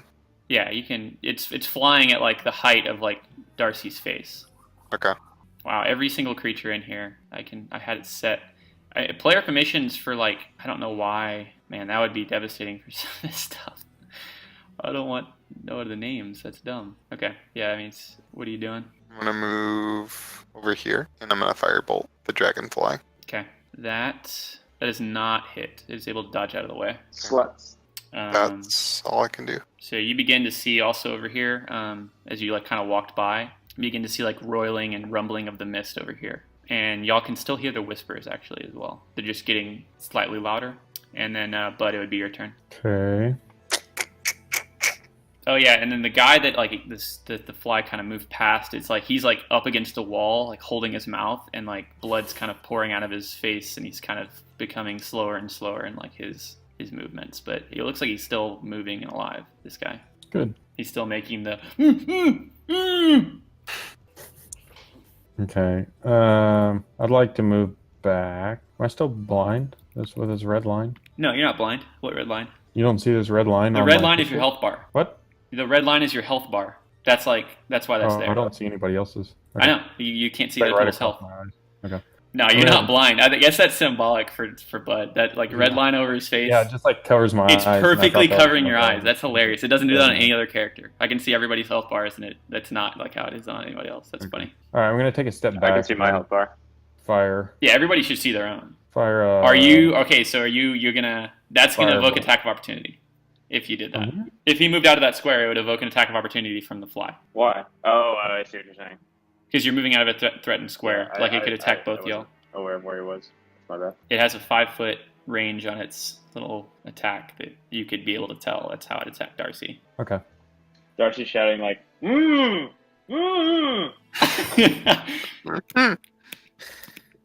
She's trying to say something, but I'm not going to say what it is because that'd be I my say idea. what? And she's like making like she's like throwing her hands up in the air and like kind of bouncing them up and down, and then like putting it and like pointing it towards the dragonfly. Like, What? Okay, I'll take the attack of opportunity. Okay. I'm gonna shift back. Oh no, you're I'm not gonna. What's get your it. AC? My AC is 12.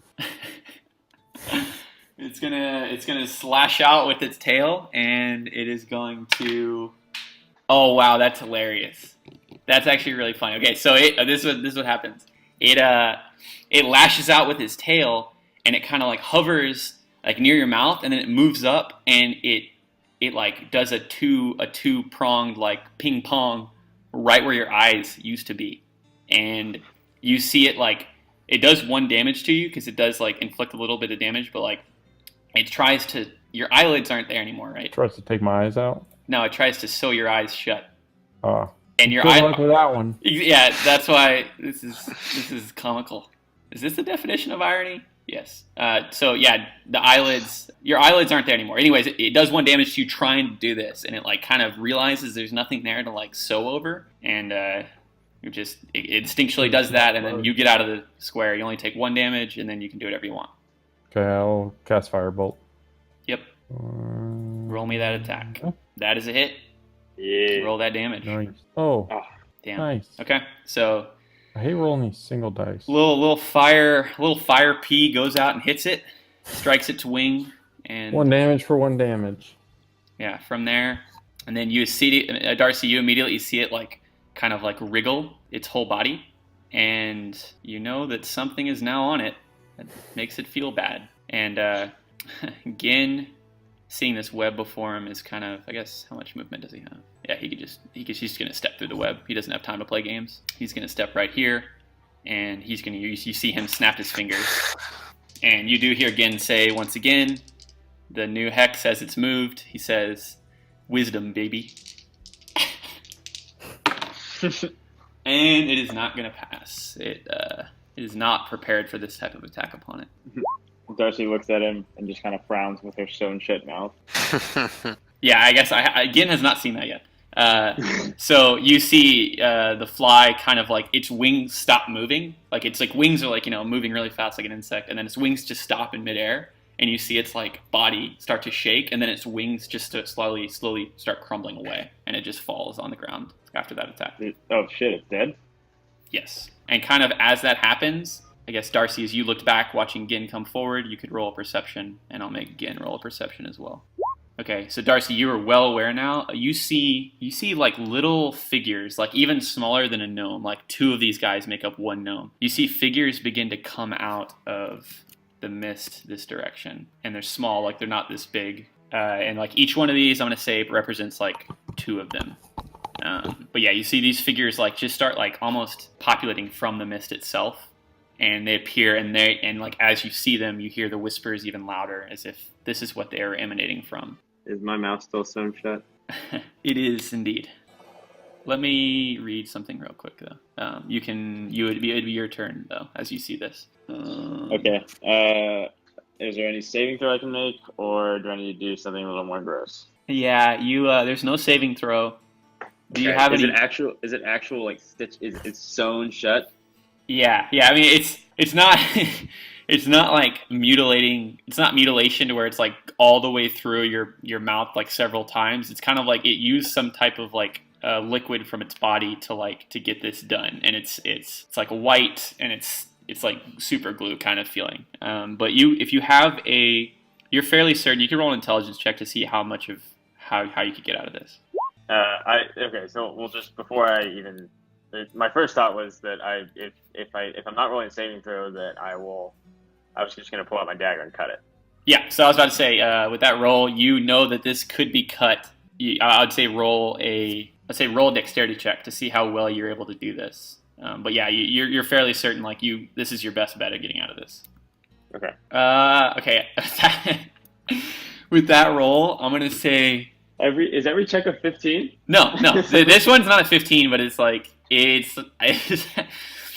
you're able to cut it mostly away, but like your mouth is kind of like sidelong. So like I'm gonna say on an attack roll, like anything requiring verbal would get disadvantage. But like your mouth is mostly open. You can definitely talk again. It'll just sound slurred, and it would just take a little bit more time to get this completely open, to get it completely cut off. You cut off most of it to where you can get some words out, but you're not going to be able to say the words exactly correct. So on disadvantage for like a wisdom saving throw spell, they would have advantage? Yes. They're just not quite hearing the incantation clear enough to do its full effects unless you like just get lucky, essentially. This is awful. Okay. Yeah, these little like misty cloaked figures. I'm gonna move away. Approaching. I'm gonna move over here, and that's my turn. I'm assuming that was an action. Yep. Yeah. That was an action to do that. Okay, so you see these things, like, they're kind of all moving in unison. Like, when Mun moves, they all move together. and you see them kind of like envelop Gin, and they like kind of surround him, and like the whispers get louder. Y'all don't hear this, but Gin hears them as like screams, and he begins to feel cold all around him, and it's gonna make an attack, and that's gonna hit. Okay, so you see Gin kind of like cry out even with his mage armor, and he takes some damage, and he's like holding his arms against his body, and looks like he's cold, and he's gonna have to roll to keep his concentration. Oh my god, there goes his spell slot. So he loses his concentration. And Aldridge, it's your turn. I am going to cast Mage Armor because I forgot to do that. And I'm going to move over here. Okay, what's your AC now? 17. Okay. No, 15. Hold on. 15 is my final answer. 15 is my final answer, yes. And then I get 2 on my arcane thingamajiggers. A little bit of bonus health. Yeah. Okay, Bud, it's your turn. Bud is gonna... Can Bud move? Can I get, like, back in this area? Ah, shit. Gen's right in the middle. Damn it, Gen. I'm gonna cast Mage Armor. Okay, all mage armored up. Cast that.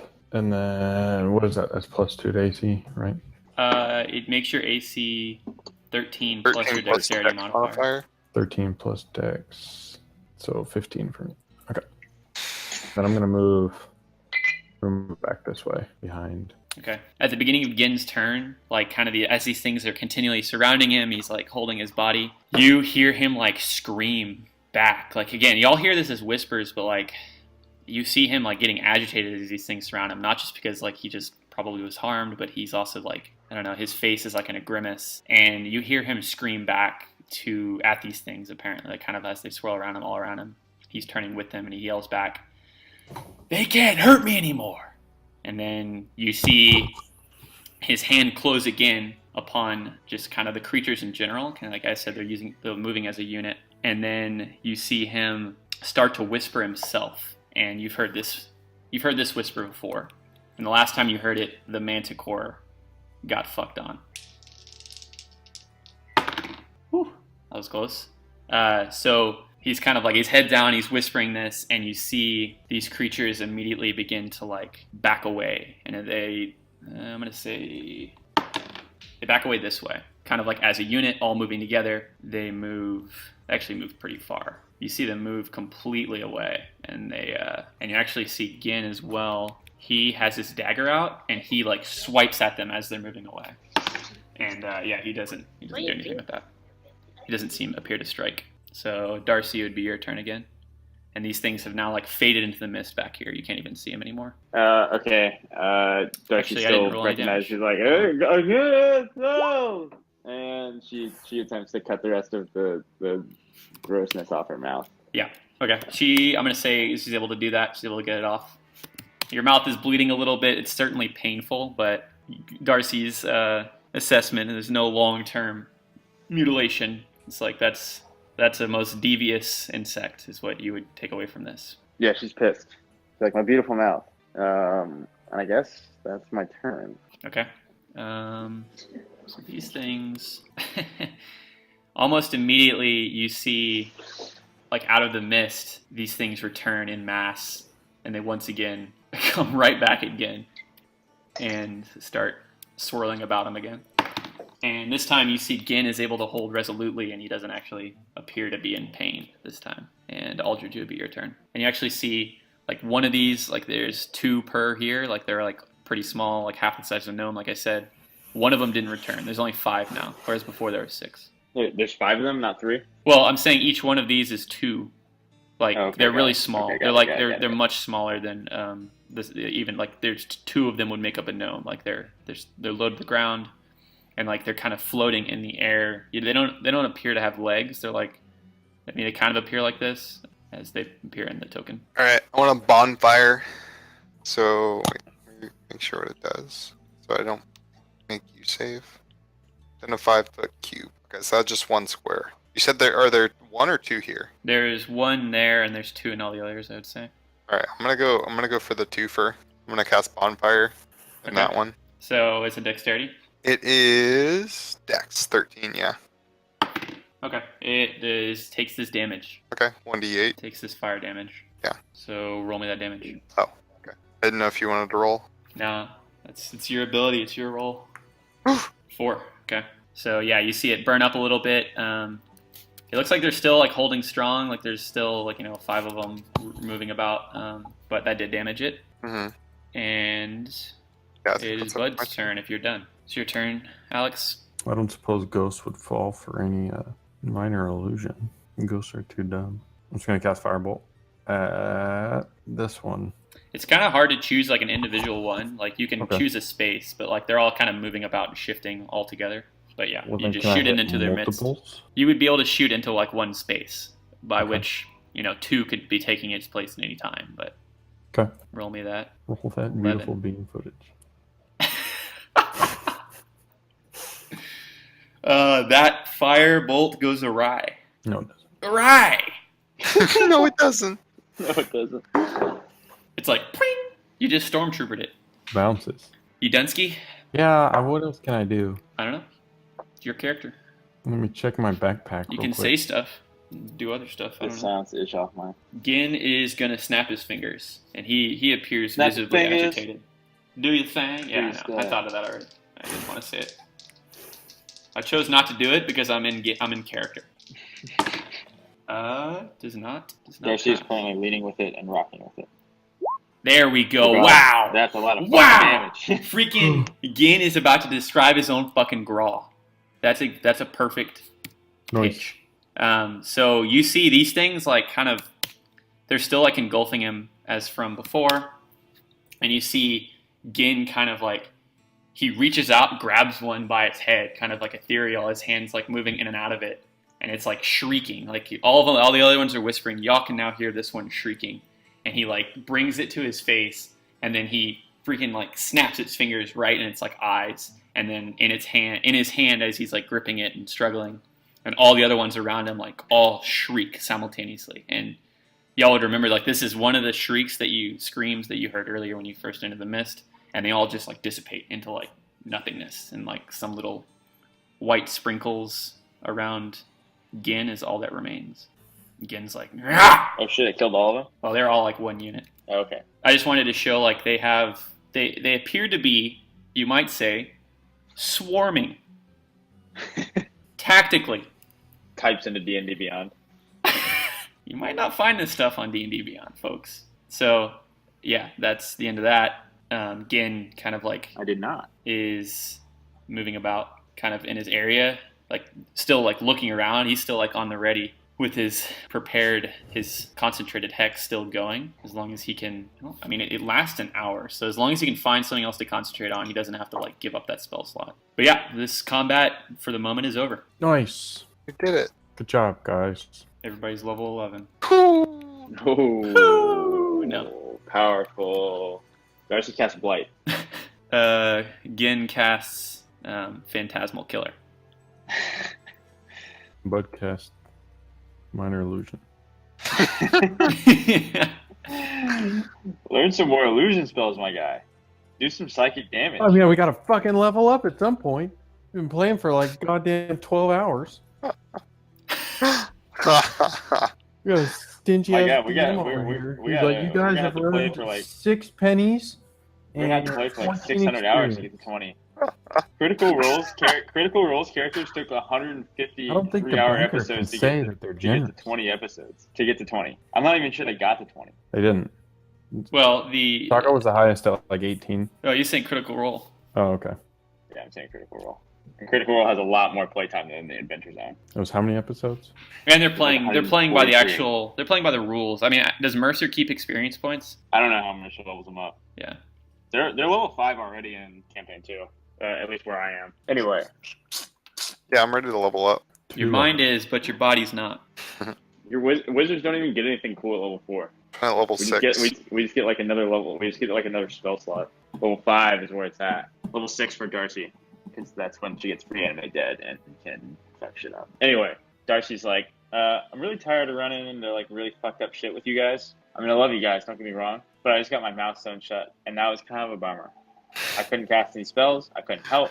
Gwen was over there dying, getting mobbed by some scary ghosties, and I couldn't kill him. Aldrich has no response. Have any of you seen this shit before? Because I haven't. Gen's That's a like negative. stomping his Ghost foot. Rider. Yes. What? Where? I see ghosts all the time.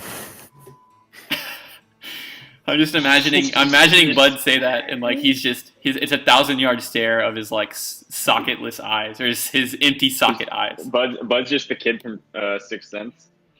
Yep. Bruce Willis is Root. He's like, what do you mean you don't see them? They're all around us. Gen would step forth and move to this guy that is no longer moving. When Bruce Willis was dead at the end of Sixth Sense, I jizzed in my pants. That's the face Bud is making right now. Darcy's gonna join him. So yeah, he's inspecting the body. Darcy, as you walk up, the guy's just he's slumped all the way down. Only his head is like up against the house where he's kind of resting his body before. He's not moving anymore. Blood's kind of pooling around his face and on the ground. And Can I check his pulse? he's done. Good. Gen had already done that, and if you did it, yeah, he's no longer alive. No longer has a pulse. Oh, that's a bummer.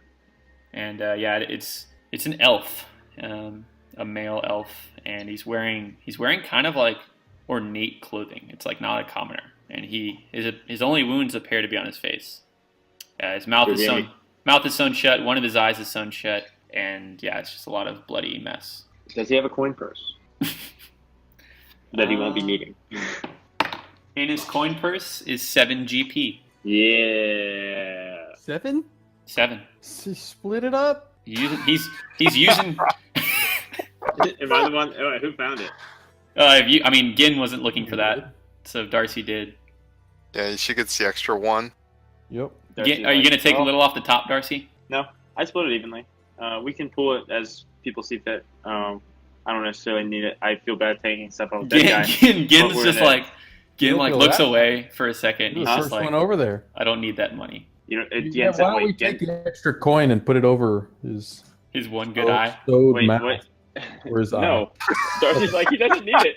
I don't mean to be disrespectful. You I can have take all your people gold respect the shit out of the to the dead, grave. but Yeah, Gin would just say, I don't need the money. If you offered him like his share, he would just be like, it's all right. And he'd put his hand up, and he's kind of looking into the distance this way. He's trying to he's still on alert.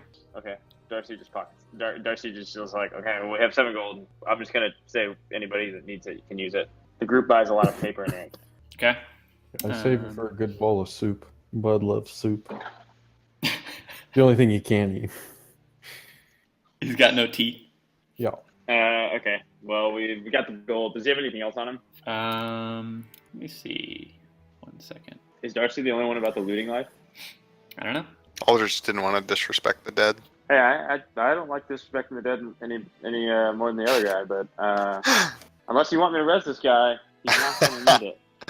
Okay, so you see a pair of bracers on his hands, and kind of like you notice out of the pocket of like his pants, it appears there's like an uncorked cork and a little bit of like blue liquid spilling out near his pocket on the ground next to him. I grabbed that shit. Yeah, so it's like a vial of blue liquid that's now half full because a lot of it spilled out.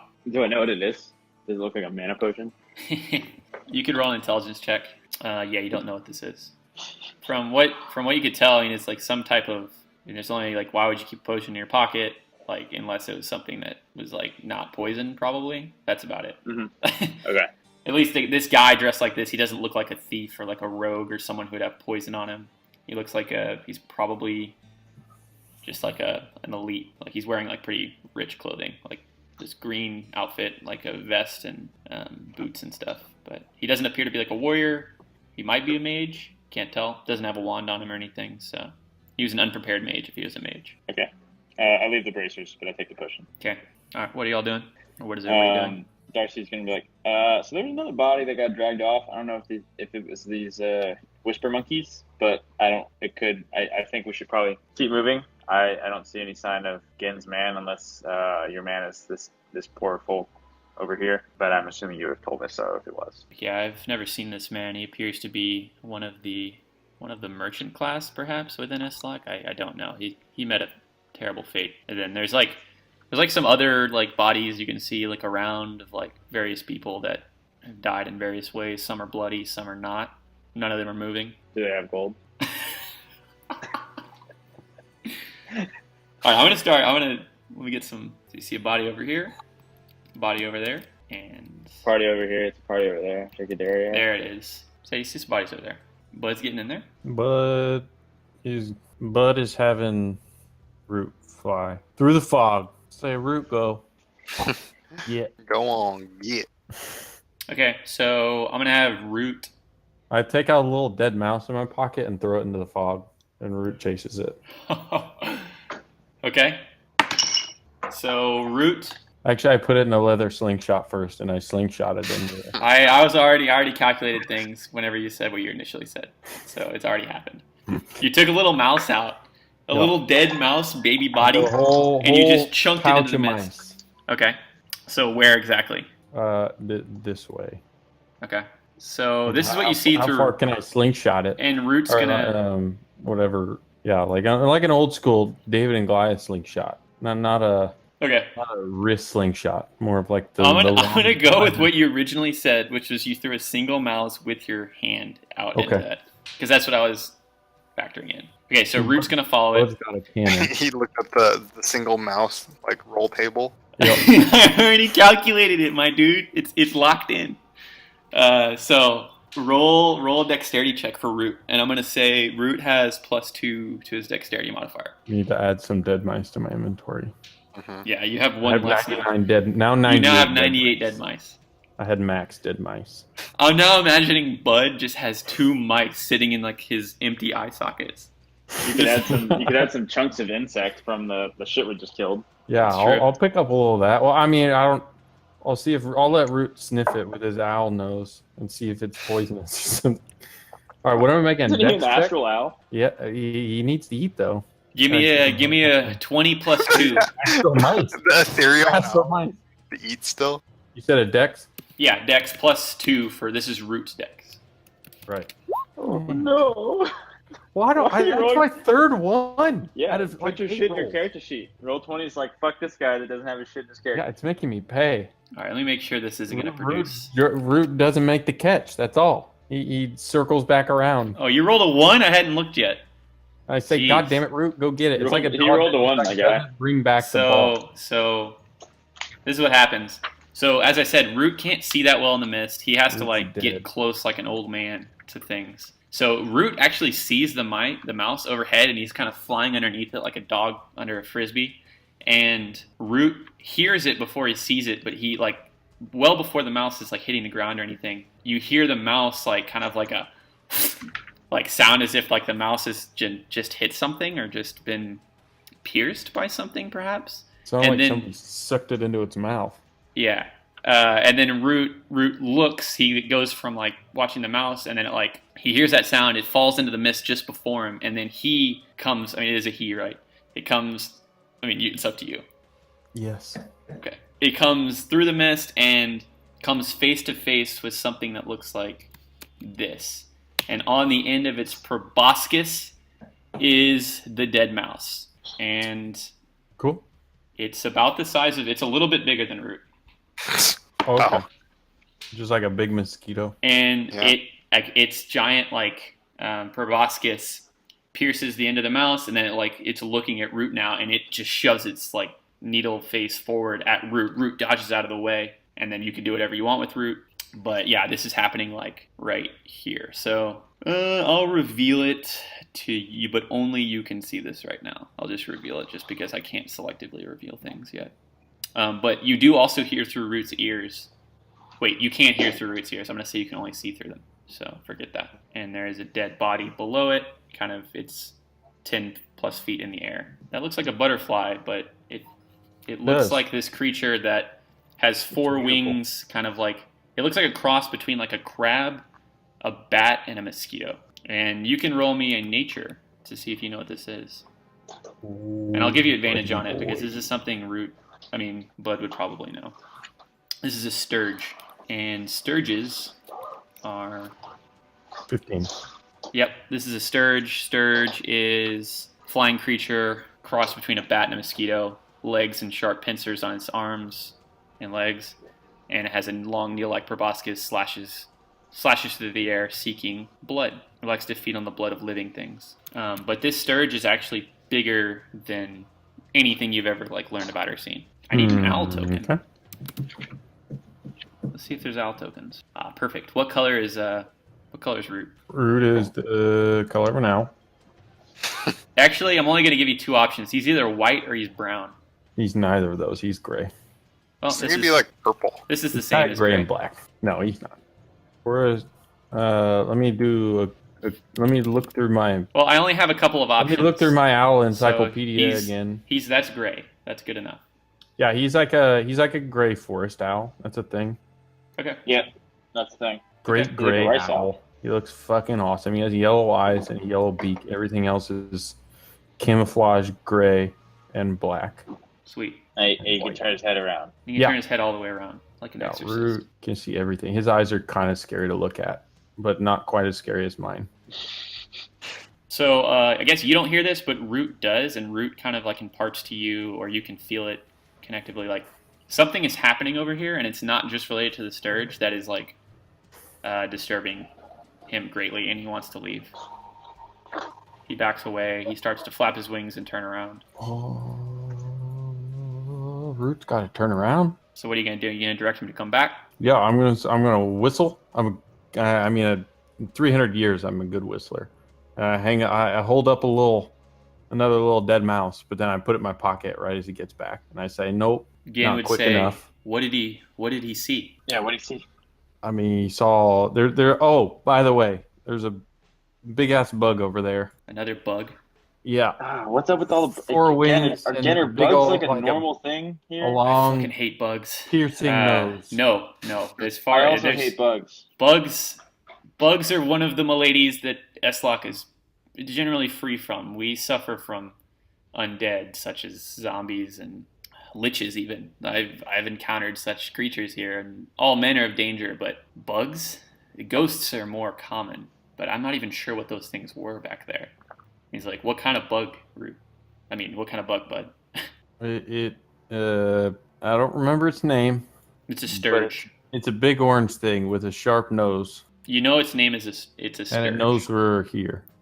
Yeah, and you hear kind of like big flapping, and y'all see like this is kind of the edge of where you would be able to see. You see this creature, like again, it was like bigger than Root. It's like the size of like a man almost, and you know sturges are about the size of owls, like a little bit bigger than owls, but this thing is a lot bigger, and it like kind of flaps its wings and then like lands over here on top of the house, and I'm gonna say we can just go in order of like how we're positioned here. So Darcy, you could take an action first. Okay. It's kind of just landed there. It doesn't appear to be like doing anything yet, but you can see it now. Yeah, I guess I'll just totally dead on it. Okay. That ambulance is so loud. It is very I know, loud. I'm sorry. It's okay. That's the state I live in. There's perpetual sirens outside my apartment and perpetual honking. So, Okay, so you see it like its form like shakes, and it now notices you and like kind of like dive bombs down and is gonna attack you. Wait, I didn't get I don't get the totally dead? You did toll it dead, and it noticed it, and it didn't do anything to it. Oh, great. Okay. I mean, you noticed that like it just wasn't a strong toll of the dead, not that like it resisted it. Okay, got it. And then All the initiative order looks all fucked up. everybody has zeros. Yeah, I know. I didn't want to make y'all roll again. I just put it in there, and I'm just gonna go by the order that it's in. I'll hit over. So yeah, so this thing approaches you. You see it very clearly now. It's like you can roll in nature to see if you know like sturge. But these things are supposed to be really small, like the size of like an enlarged bat or like an owl, so to speak. But this thing is like this way bigger than you, and it brings its like huge proboscis down upon you. Oh wow! So here's what happens. It misses so badly that you're actually able to guide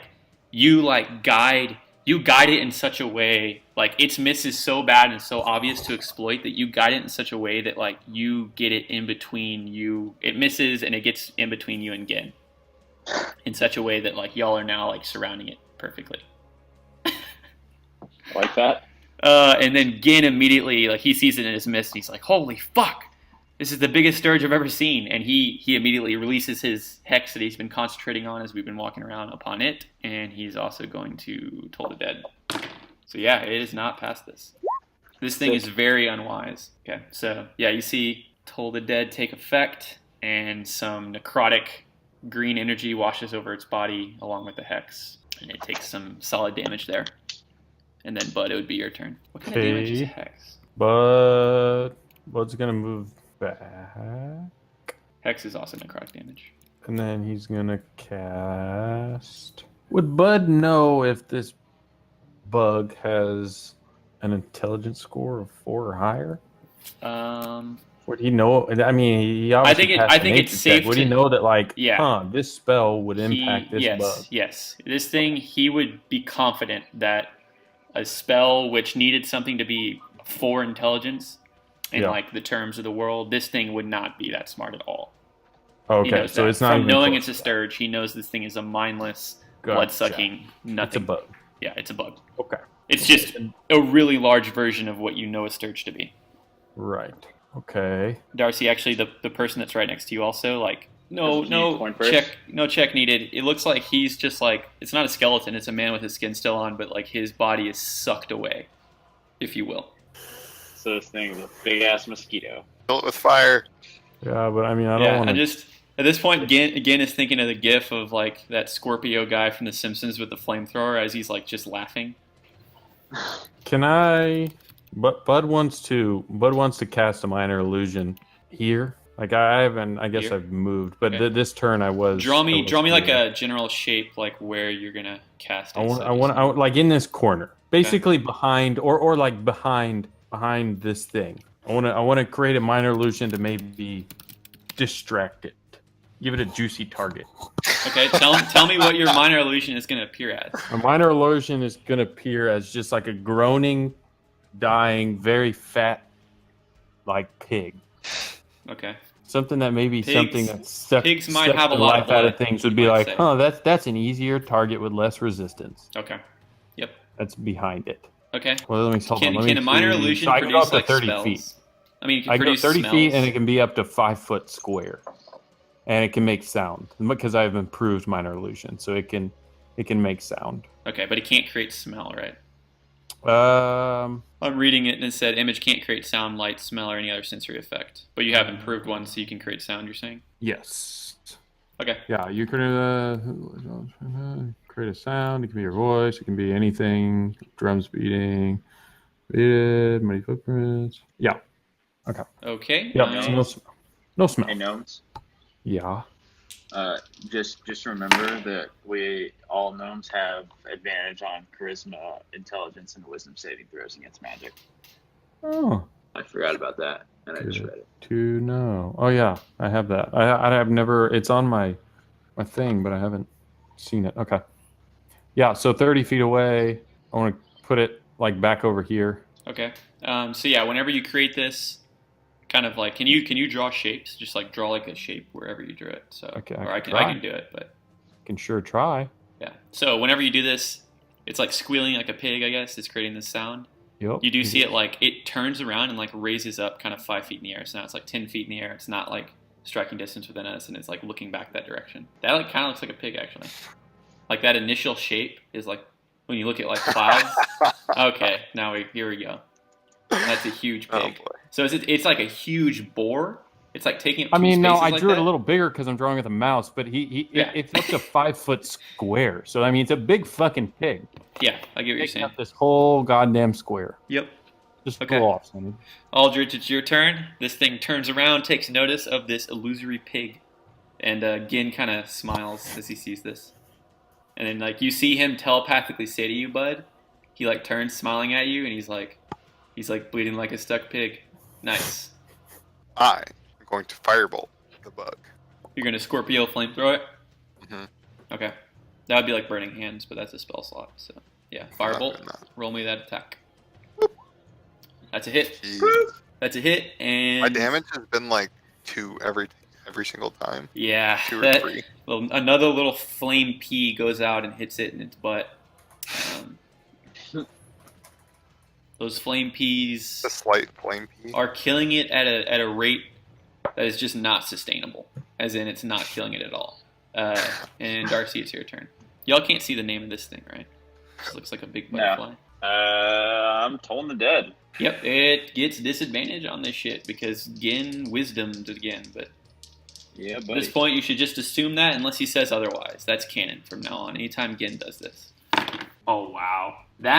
So you notice this thing and like Gin kind of feels it and Gin realizes that this thing just having the hex on it just maximized its possible output on that double disadvantage roll.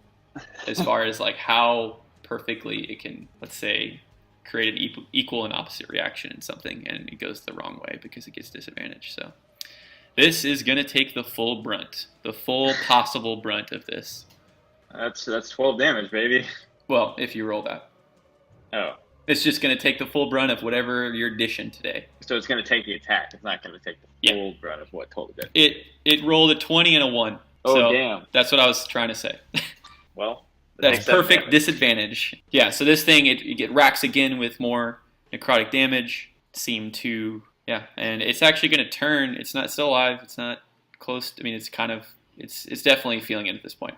It's going to turn, and it knows it's taking a lot of this because of the thing that Gin has done to it.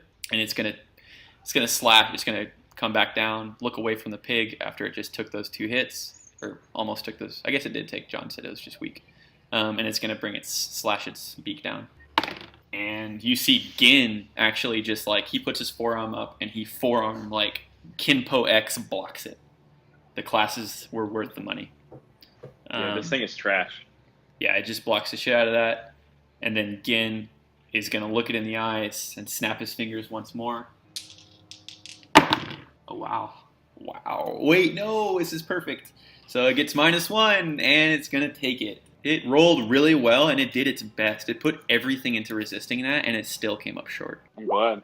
I relish in watching its mind. Oh, God, that's a lot of damage. And this is a Graw, baby. So you see Gin once again. He kind of like blocks it. He blocks it and then like leans back a little bit, snaps his fingers, and then he just stares as this thing's like bat-like wings and mosquito face starts to just shake and crumble away, and its like beak falls apart, and its body actually like starts to pour blood out of it that it is apparently recently consumed, and it just falls apart at your feet. And again, it's like, ugh, and he kind of steps out of the way over here to get out of the way of the blood pooling around y'all. Yep. Darcy also steps away and starts looting these dudes. Gin says once more, it's like, I've never seen a sturge that big. This mist is housing some nightmarish shit. And I'll roll. So you're looting these dudes, as in like all 3? Yeah. Oh, assuming that I'm gonna check their pulse to make sure they're actually dead. The guy you're looking at right before you is like 100% dead. He's like just skin on bones. And then the other 2. So this one over here died from mysterious wounds. There's not a lot of blood around him. This guy over here is like ripped in half almost. Like half of his arm is just away from his body a little bit, and his torso is just like a bloody hole. And you find 25 gold on the 3 of them. You'll love to see that. Wait, on each of them or just total? Total, all 3. Okay. And then, so you find another vial. This one's bigger. It has a purplish liquid in it, and on the bottle of the, and this is the guy that is apparently uninjured, or like he's dead. No, has no pulse. He's cold, but he has no like visible wounds, unlike the other 2 that are like kind of mutilated. There's a vial full of potion. It's corked. It looks like it hasn't been opened, and it has a piece of paper on it that says "potion of," and then it's ripped off. Can I do a Arcana/Intelligence check? Yeah, I'd say you can do an intelligence to see what this might be. Yeah. So this looks like a polymorph potion, but you can't tell cool. like what it would turn you into. Like it's just, from the way the liquid, the viscosity of it, the color, you're able to gather this is something that's probably going to change your form. All right. I pocket that. And then and you I also like show the potion and gold to everybody. I'm like, hey guys, 25 more GP. These guys probably not going to use it. And on if you approach the guy that's kind of gored, you would find a small vial of brown, like it looks like oil, and it looks like something that like you might throw onto something. And you could roll me intelligence check to see what you know about that, but like it's like a much smaller vial of brown liquid. So yeah, this looks like oil that has some type of magical property, but like you wouldn't know what it was until you used it. And it's like a vial that's meant to be thrown and shatter on something. I got a breath of potions that I can just. That I don't know what they do, and I just have them. Exactly. Just to like put that in the chat. You should write that down in your inventory, obviously, as well. But I just wanted to keep track of it. And while you're over here, I guess you got over here to like touch this guy or mess with him. You hear the sounds of like pitched battle nearby, this direction, and the mist is like pretty thick over here, so you can't see further than like here. And some more bodies. There's actually more bodies in this central area, and there's like steps leading down towards this body and beyond. But this is like the distance that you hear. Fast movements and like kind of a humanoid voice crying out in some type of language. And you also hear what sounds like another large insectoid sounds. Kind of like a buzzing and a clicking. Guys, there's more people being murdered and more insects over this way. If we're interested in that sort of thing. I'm pretty grossed out by bugs. But we need to figure out what this treasure map goes to, so let's go. Gin would say, wait up. Should we perhaps take a moment to recuperate and maybe take some of these potions we bought? Sure. Speaking for himself. I don't need to rest, but I am happy to rest. Well, you guys do. Alright, we're resting. Gin just wants to take a moment to chill, because it's like we've been kind of going fast. But that's just his opinion. I mean, he would take out a potion and start to drink it for a moment. Darcy's going to drink her half mysterious blue potion. Actually, no, she's not. I was like, okay, let's do this. So she's not doing that? Not a desperate enough moment yet. Okay, so a potion of Cure Light Wounds, kind of like the basics ones we did. I'm going to say is a 1d8 plus 1. Nice. So Gin's going to heal for 8. That actually tops him out. Is anybody else going to take any actions in this? Like it's like a 10 minutes of downtime. I'm gonna get some hit dice on. Well, it's not a short rest. Short rest is like an hour. If we wanted to try to stay here an hour, that'd be different. Do we have potions? I forget if that was this one or the other one. Gin kind of like made it a focus to like whenever we were on the caravan traveling over here, he wanted to buy potions from the merchants because he knows that we're not like that astute in healing. So he bought, let me look in my inventory. He bought 2 potions. We were all able to buy at least 2 if we wanted to. I got 2 as well. He bought 2 potions and 1 poison.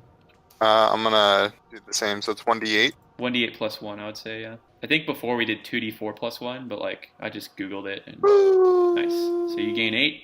Gin would approach as well. He's like, what the hell happened here to like this gourd guy? Probably some terrible praying mantis giant ass piece of shit, if I were to guess. This place sucks. Are we moving on? Yeah. What is everybody doing? You got to give me some information. I'm at full health, boy. I lost 1 HP. Yeah, I only lost 1 HP, so I'm not doing anything.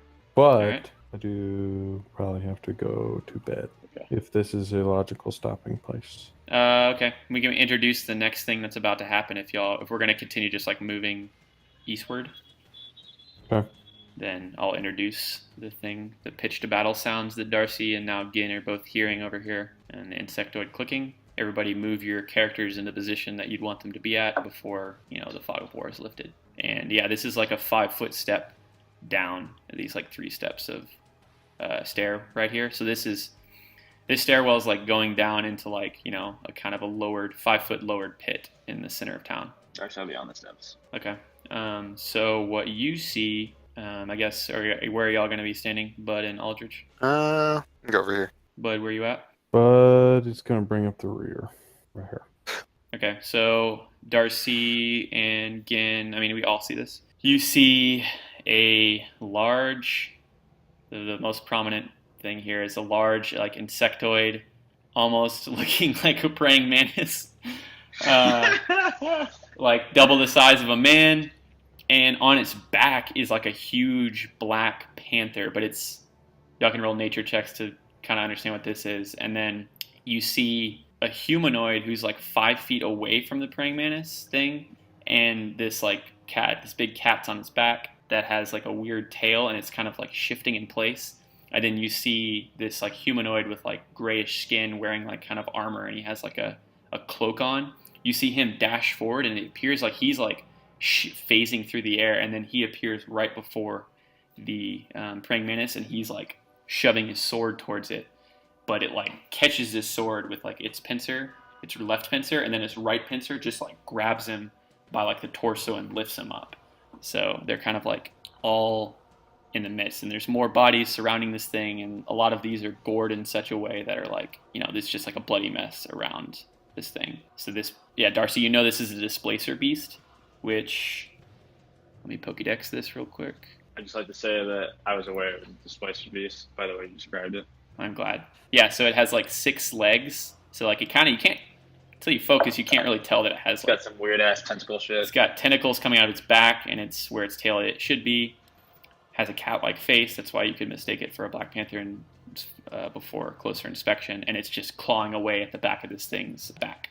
And then the humanoid figure, like I said, has bluish-gray skin. He appears kind of, if you looked closely, you could see he's like emaciated, and his face looks like kind of skull-like. And he's driving his sword in. Like I said, it blocks it. Oh, I guess I can just blow up the picture I already have there. Yeah, you can just zoom in. That's what it looks like. I forgot that is the picture that I'd post anyways. So yeah, that's what it looks like. Sorry, I didn't even realize that I had the picture there. It's not a token. Darcy's not liking that one. She's readying a scorching ray. Yep, everybody's gonna roll initiative. I'll get that in there, and then we can hit the pause button. I want to see if there's anything. Okay, yeah. So you see, like this guy with the cloak. He's like bringing his sword. It gets blocked. The sword is like glowing blue, and it kind of starts glowing blue right as he brings it in. Gets blocked by this insectoid creature. He gets grabbed. The insectoid creature wrenches it away, and it looks like it's moving its head in such a way, and it like wrenches away the blade in such a way that it like knows exactly what it's doing.